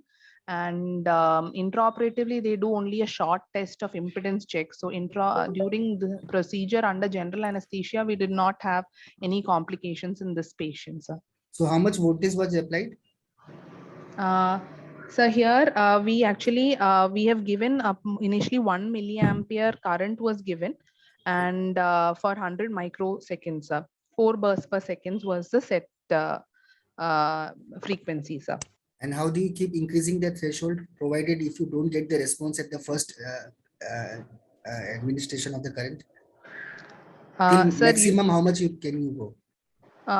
We have not increased beyond 2 milliamperes, sir, here. So we have never gone beyond that, sir. We actually come down to 0.5 to ensure that we are very close to the nerve, and then we usually, that will give a double confirmation, sir. Okay, thank you, Dr. Sethu Lakshmi. If Shiv sir doesn't have any query, we move on to the next speaker. Shiv sir, do you have any query?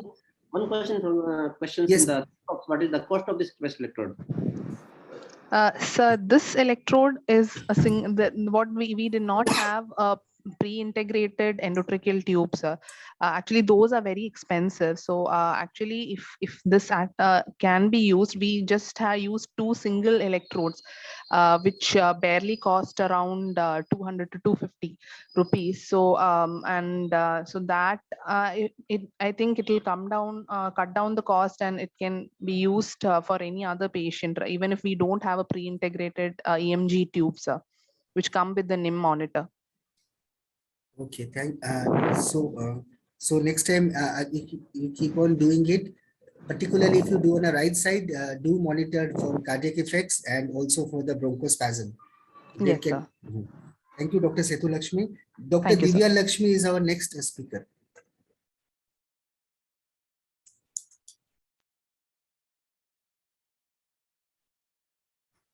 Good morning, respected judges and friends attending the ISNAC 2022 conference. I'm Dr. Divya Lakshmi, a final year anesthesia resident from Christian Medical College, Vellu, going to see about the anesthetic challenges in the Klippel-Feil syndrome child.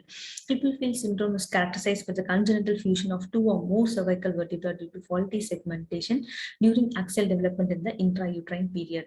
It presents with the classical clinical triad of short neck, low airline, and restricted neck movements. Despite the fused segment, there is an increased risk of spinal cord injury after minor trauma due to hypermobility and sliding movements between the multiple fused segments.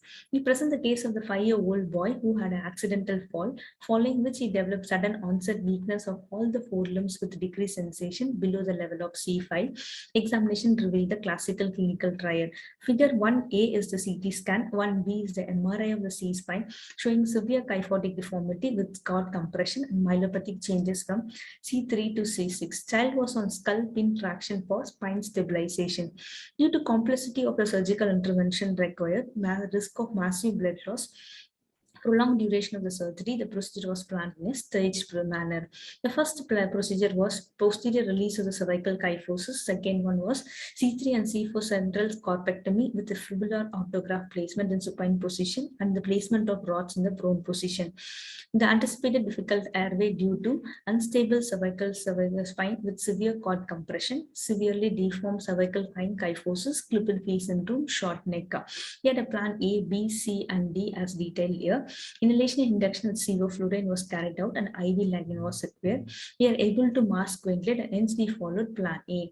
Muscle relaxants were administered and successful endotracheal intubation was carried out with a video laryngoscope. After an uneventful surgery, the child was extubated and shifted to NICU. On the post-operative day 3 in the ward, child developed respiratory distress while the mother was feeding him. He was desaturated and was immediately transferred to NICU and was intubated on the post-operative post-operative day 5. Child was taken up for second stage, after which was electively ventilated. On the post-operative day 2, he was extubated, but the next 24 hours his respiratory efforts weakened as evidenced by progressive rise in the PaCO2, requiring re-intubation and tracheostomy. Your child was slowly weaned off from mechanical ventilation over 1 month and discharged to home on tracheostomy. Going on to the discussion, children with Klippel-Feil syndrome present as an anesthetic challenge due to the C-spine instability prone to cervical cord injury during laryngoscopy, intubation, and during prone positioning. Hence, airway management must be individualized for intubation. In this case, we would like to focus on the post-operative respiratory failure in our child. Our child has high cervical cord compression, cervical myelopathy affecting the respiratory function as shown in the table.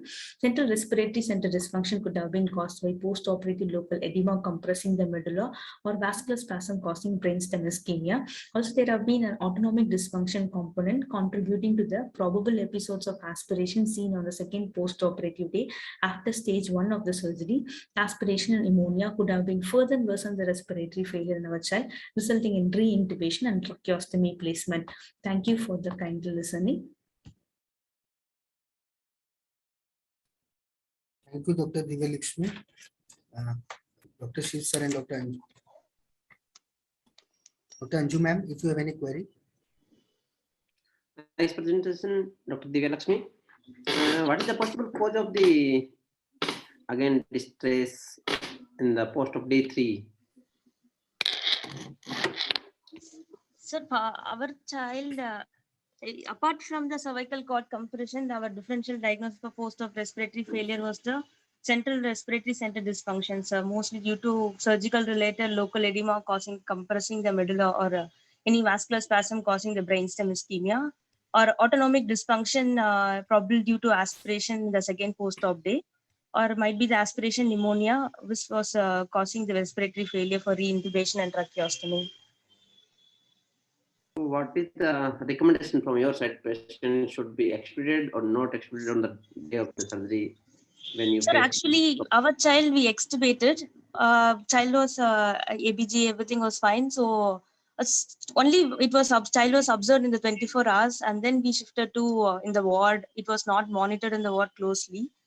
So we recommend we have to keep the child in the ICU closely monitored for few days after surgery also, sir. In an unstable cervical spine, what should be the first plan of intubation? Ma'am, first plan should be the fiber optic, ma'am. But you did video laryngoscopy? Ma'am, because child was on scalp interaction, it was stabilized. So we went on with the video laryngoscope, ma'am. In a child, if you plan for a fiber optic, what is the easiest way you will be able to intubate with fiber optic? And see, awake is impossible with a child, okay? Yes, ma'am. So what can be the easiest way to insert a tube with the help of fiber optic, a bronchoscope in a child? And I'll be keeping the child comfortable also, asleep also. So just one. And it will not cause much of the movement also. What help should I take? We can give Dexmed infusion if we can. No, patient, a child you cannot. No, easiest will be I would have done a supraglottic airway device insertion and insert my fiber optic with an iron tree with that. Take out my supraglottic airway device, keep the iron tree there, and intubate over that, railroad over there. It is the easiest way in a child. Okay. Okay, ma'am. Dr. Divya Lakshmi, you have not commented anything about the cough reflex and the gag reflex. Why do you think the patient had aspirated in the post-operative period? Sir, gag reflex was present pre-operatively, sir. I'm talking about post-operative. Why do you think the patient aspirated? Had the patient good cough reflex, gag reflex, do you think the patient would have aspirated? No, sir. We didn't check post-operatively, but child was feeding in the supine position. Could have added the. So that is a mistake, Anna. a patient of upper cervical spine, you have intubated the trachea, kept the patient for 2 days, The and child without initially was given oral feeds, fluids was given. Child was able to tolerate, and then only they started on oral feeds, sir. No, my query is that prior to extubation, didn't you check for cuff reflex and gag reflex? Normally we do it, and more so in patients with cervical spine surgeries. My concern is that. So it's on a second second surgery in the ICU, we checked the cuff flex, sir. It was able to do. Then only they extubated, but within 24 hours, child was tired out, and then PaCO2 was going up. Then we re-intubated tracheostomy. Okay, so you check for cuff leak. Cuff leak is for airway edema. It's not for cuff reflex. Okay, sir. Okay, sir. Okay. Yeah, sure, sir. So make sure always to check cuff reflex and gag reflex, particularly in patients with cervical spine disease and surgeries. Okay. That is the main reason for aspiration. Okay, ma'am. Can we move on to the next speaker? Dr. Kavya Rasan. Sir, Kavya Rasan is not present, sir. I'm here, sir. Okay, present. Can we play the video of Dr. Kavya Rasan?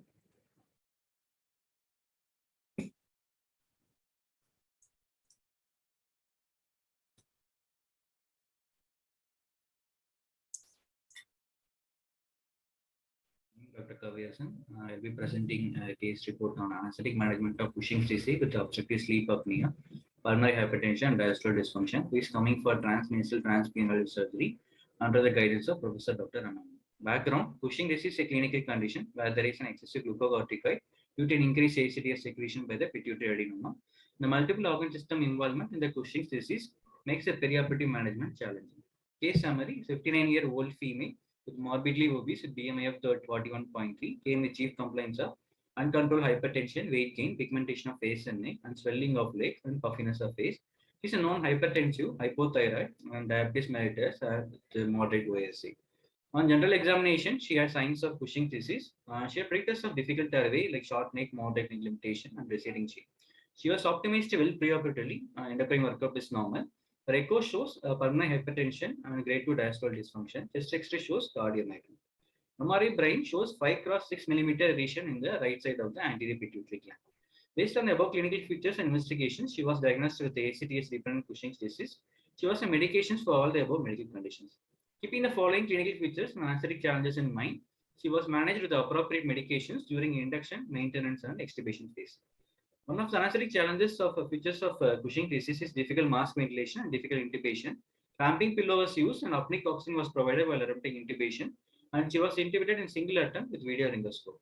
Another challenge with OSA is difficult intubation and extubation. Measures were taken to prevent desaturation during intubation, and emergency tracheostomy set was ready during induction and extubation. And this OSA has increased sensitivity to opioids and anesthetics. This guided anesthetic titration was done. Perioperative factors like hypoxia, hypercarbia, acidosis, hypothermia all will precipitate the right ventricular dysfunction. Measures were taken to prevent all these risk factors, and milrinone was used to reduce the PVR and increase the myocardial contractility. This is a patient's diastolic dysfunction. Excessive IV fluid administration can precipitate perioperative heart failure. IV fluid was titrated to PPV values and low dose NOD was started. This is a patient has myopathy, residual paralysis is common, so short-acting neuromuscular blocker was used.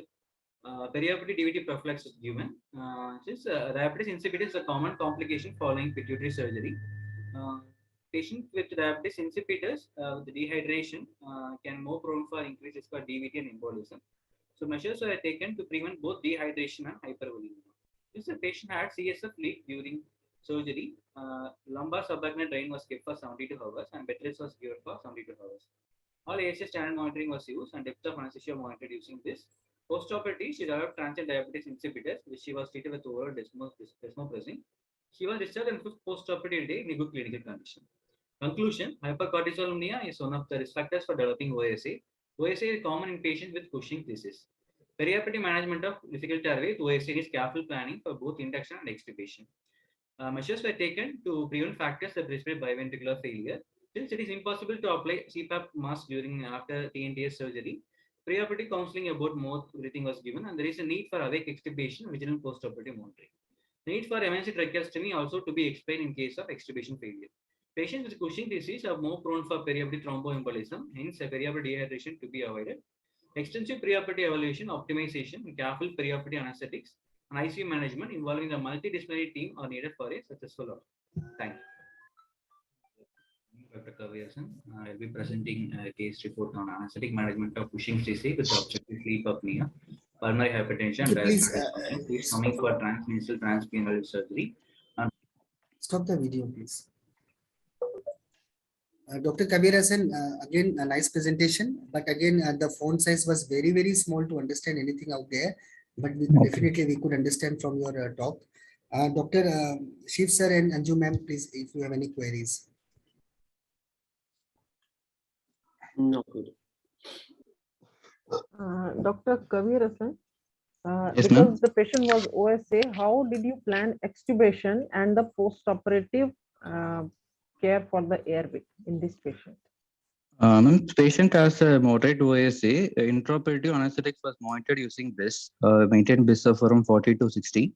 And during extubation also, BIS guided extubation was done. And we again were thorough oral suction before extubation, and mouth gag and throat pack was released prior.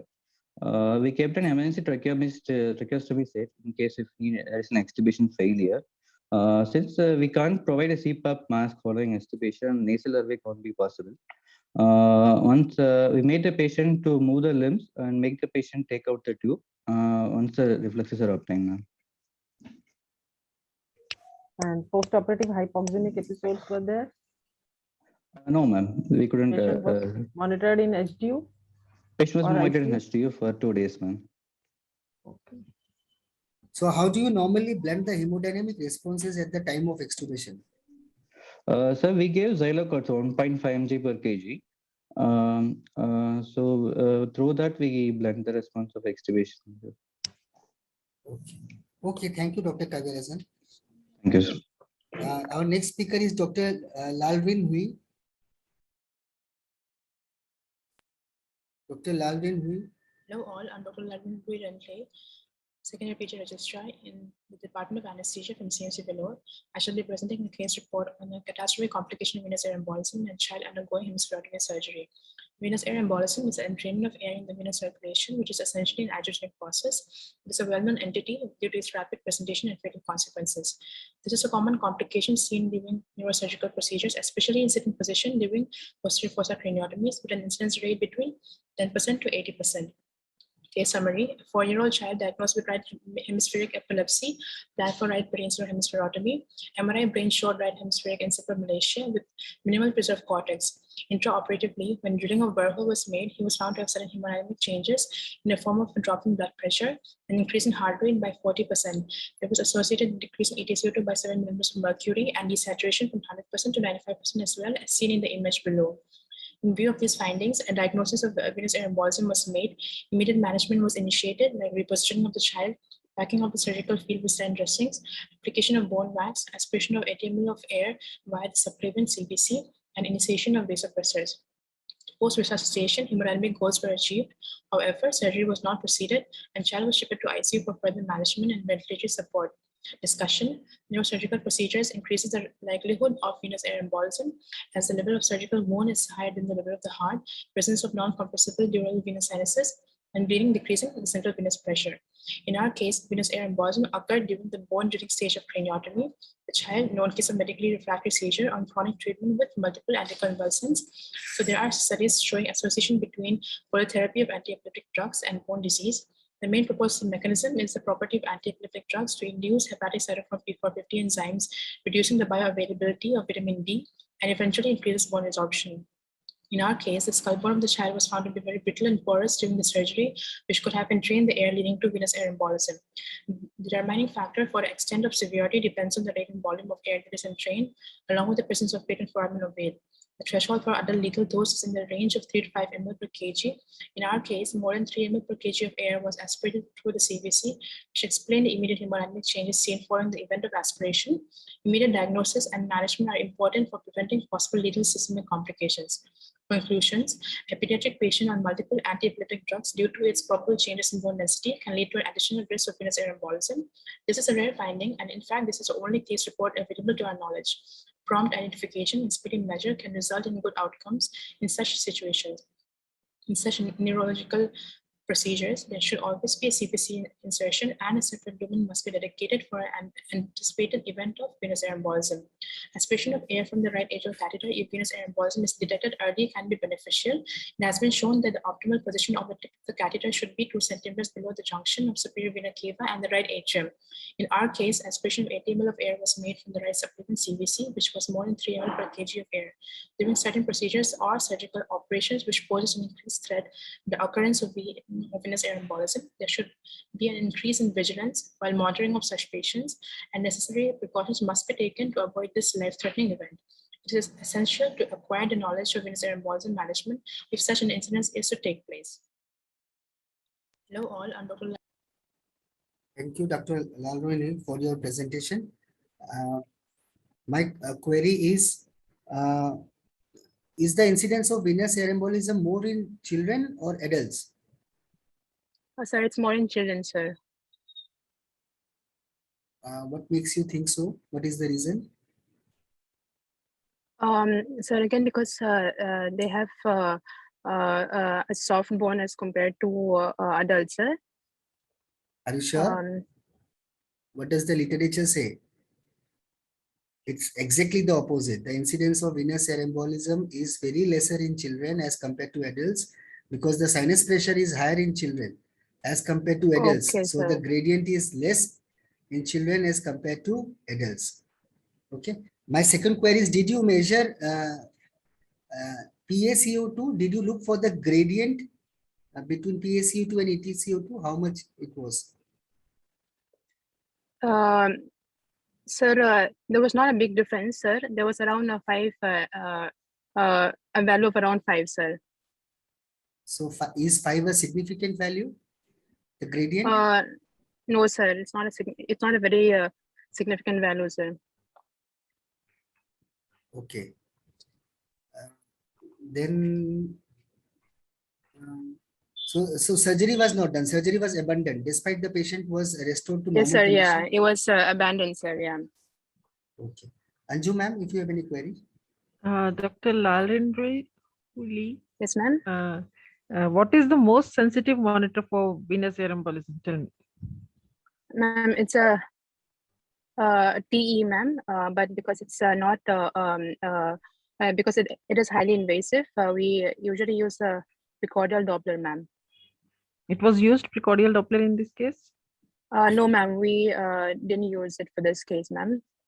So But in because we were children, we able do to, one more thing. We do one more thing as a precaution, although I don't know how much helpful it is. What is that? In children, we all do, you know. What is that?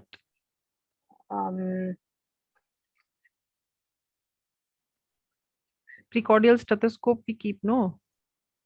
Yes, we can ma'am. keep, Yeah. although We the can listen for murmur a when it yes, ma'am, appears, yeah. it's all too late. But because, you know, in children, usually we don't have that type of TE. We usually don't have precordial Doppler. So we try to keep a stethoscope. Okay. Okay, that's all I have to ask. Shiv sir, if you have any query. No query. My last query is Dr. Lalroini. What do Yes, you sir. think? What was the mechanism of venous air embolism in this patient? Why would have VAE occurred at the time of bone drilling? What is the pathway? Sir, in this case, sir, air could have been entrained through the bone, sir, through the exposed bone, sir. Through the exposed bone, then into the heart, sir. Directly Right heart side of from the bone. कैसे जाएगा? Bone से heart में? Okay, leave it. Thank you, Dr. Lalroini. Our next speaker is Thank Dr. you, sir. Pragya Gupta.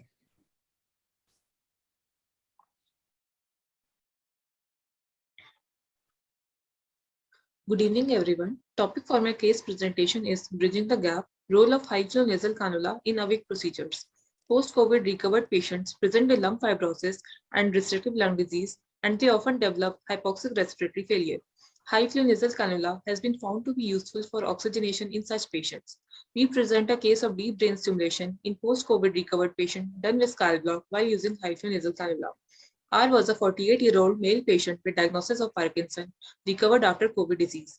He was scheduled for deep brain stimulation under awake state with skull block.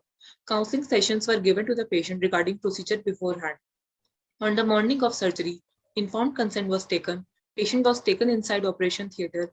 All ASA standard monitors were attached. Skull block was given. Initially, patient was put on face mask at 6 liters per minute. Sedation was maintained with dexmedetomidine infusion. However, during procedure, patient was not maintaining saturation on face mask and was feeling claustrophobic. Hence, high flow nasal cannula was applied. Flow was set at 40 liters per minute, FiO2 at 50%. On this setting, his saturation was maintained at 100% throughout the procedure. With HFNC, a high FiO2 can be delivered, allowing better patient oxygenation. HFNC use in these patients can enable greater respiratory reserve and delays the use of invasive airway manipulation to maintain oxygenation. HFNC was also used for several other reasons. It delivers heated and humidified air flows up to 60 liters per minute through a nasal cannula, relieves nasal cavity irritation, while the high flows leads to maintenance of CPAP, thereby extending the airway and preventing airway collapse, decreases anatomical dead space, decreased production of carbon dioxide, superior comfort, improved work of breathing, and better secretion clearance. Also interferes little with voice generation. Hence, macro stimulation testing was carried out easily during the procedure. It also enhances swallowing functions. Hence, it may prevent gastroesophageal reflux, which is usually found in Parkinson patients. High flow nasal cannula for oxygenation in COVID recovered patients undergoing deep breath implantation was found to be useful by preventing desaturation. It acts as a bridge between conventional oxygen therapy and mechanical ventilation. In near future also, we will encounter many post-COVID recovered patients. During COVID times, we have an upper hand of experience of using HFNC. Hence, we may use it as a first-line modality for providing oxygenation. Thank you. Thank you, Dr. Pragya. My only query is that what is the new in this article? Good evening, sir. In my case, I want to highlight the importance of using high flow nasal cannula. In my patient was a Parkinson patient and post-COVID recovered also. So the main purpose of using HFNC was to avoid the use of mechanical ventilation, invasive and non-invasive modes of mechanical ventilation. So since patient was desaturating and I did not want to use mechanical ventilation, it would have hampered the macro stimulation testing during the procedure. So that's why we use HFNC in our case. Okay. Otherwise, use of HFNC in patients undergoing awake craniotomies has been abundantly reported, including many studies. Yes, sir, they have been reported, but in a DBS patient, it has not been reported.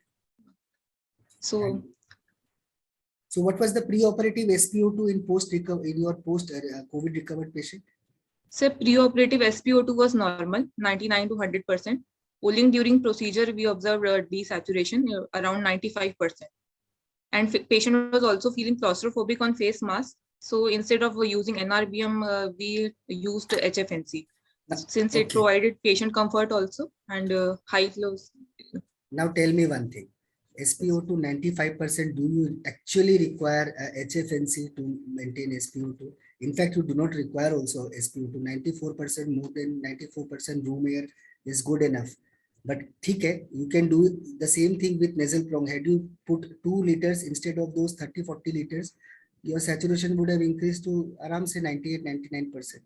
So but sir, on face mask only, patient was not maintaining saturation. So what was the problem with nasal prong? Sir, in nasal prongs, we cannot use more than 3 liters due to it can cause nasal cavity irritation. So on face mask at 6 liters, he was not maintaining saturation. Face mask 3 liters? 6. Okay. Dr. Anju ma'am and Dr. Sheikh Sanjay. Okay, Pragya, see, nowadays HFNC is being used for a lot of things, and if it is available, everybody wants to use it everywhere, and it is definitely comfortable. It gives us we can give fixed FiO2, etc. and other things you have mentioned. Tell me one complication associated with HFNC. One complication which is there. One main complication is gastric distension, which can lead to aspiration, and it can also cause a nasal heaviness when used in patients. And yes, actually gastric distension is the major cause. And yes, see, when we are giving for awake procedures, we give some amount of sedation also. So if we give 40 liter of airflow and the patient develops gastric distension and there are chances of aspiration, then that also is a risk, no? Yes, but we had already provided anti-aspiration prophylaxis to the patient. And okay, that's all I have to ask. Shiv sir, if you have any query. You already asked. Yeah, thank you. Okay, sir. Thank you. We are left with 3 speakers. Are they present right now? Dr. Manbir Kaur, Dr. K. Shiva Priya, and Dr. Anupama AS. Are the 3 candidates present now? Or we should wind up the session? Sir, I am Dr. Sujata, sir. Okay, My name is missing. Okay, your name is missing here. Okay, no issues. We will add 26th candidate, Dr. Sujata. Yeah. Okay. Dr. Sujata was supposed to present. Yes. Dr. Sujata, please go ahead with your presentation. So I have a recording of her, or she will play live, sir. So my recording I have been sent, not at display. I'm playing your recording, ma'am. Then. Yeah. Okay.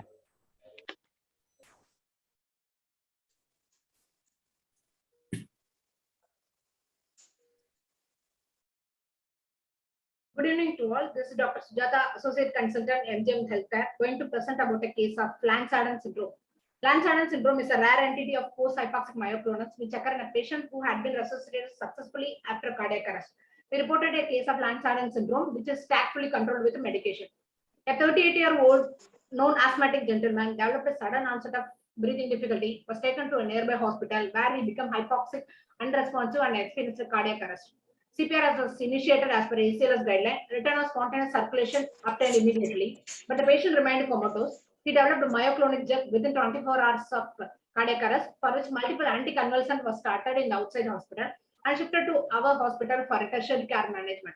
On arrival, he remained comatose, mechanically ventilated, and hemodynamics required vasopressor support, and his myoclonus was persisted and worsened with stimulation. Myoclonus involved his face, trunk, upper, and the lower extremities. Initially, he required a sedation, muscle relaxation to control his myoclonus. After discussion with the neurologist, levetiracetam, clonazepam, valproate was added. EEG showed alpha wave mixed with the theta activity with no active epileptic discharges. CT brain performed was nil contributor. MRI with angiography showed a symmetrical bilateral diffusion restriction in the frontal temporal insular lobe, which is in favor of hypoxic insult. ECG echoes revealed a normal heart. Sepsis workup was initiated and empirical antibiotics started. Patient regained conscious after 5 days, but the myoclonus was worsened, which required sedation and intermittent muscle relaxation. NIRS showed a normal cerebral oxygenation. SSCB present in the bilateral median nerve, which was normal. Neuron-specific enolase, a prognostic indicator of hypoxic brain damage, was found to be normal.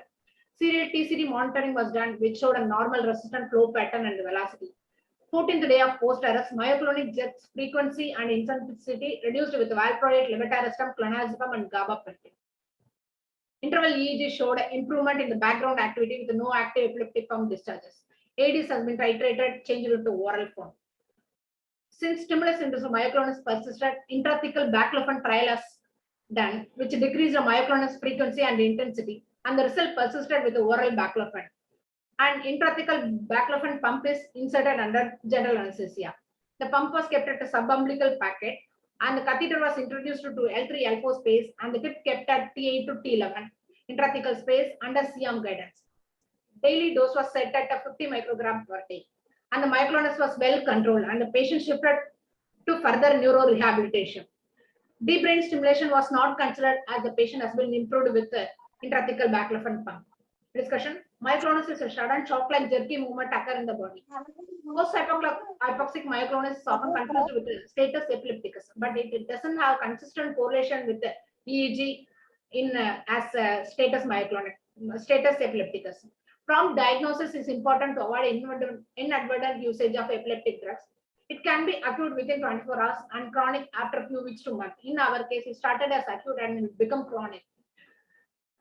Pathophysiology is still not clear. It is due to toxic metabolites due to hypoxia, like free radical in lactic acid, which causes damage to the glial cell and astrocytes. This is the baclofen pump which we have been inserted, and this is the CM which shows the tip of the catheter at T8 to T11 space. Conclusion: early and accurate diagnosis is important for effective treatment, disability limitation, and improvement of the quality of the life of the patient after cardiac arrest. However, management of the post-hypoxic myoclonus is still challenging since evidence-based treatment has not been established fully. Thank you. It's an interesting case, Dr. Sujata, and nice presentation. Yes, sir. I'll ask Dr. Anju ma'am if she has any query.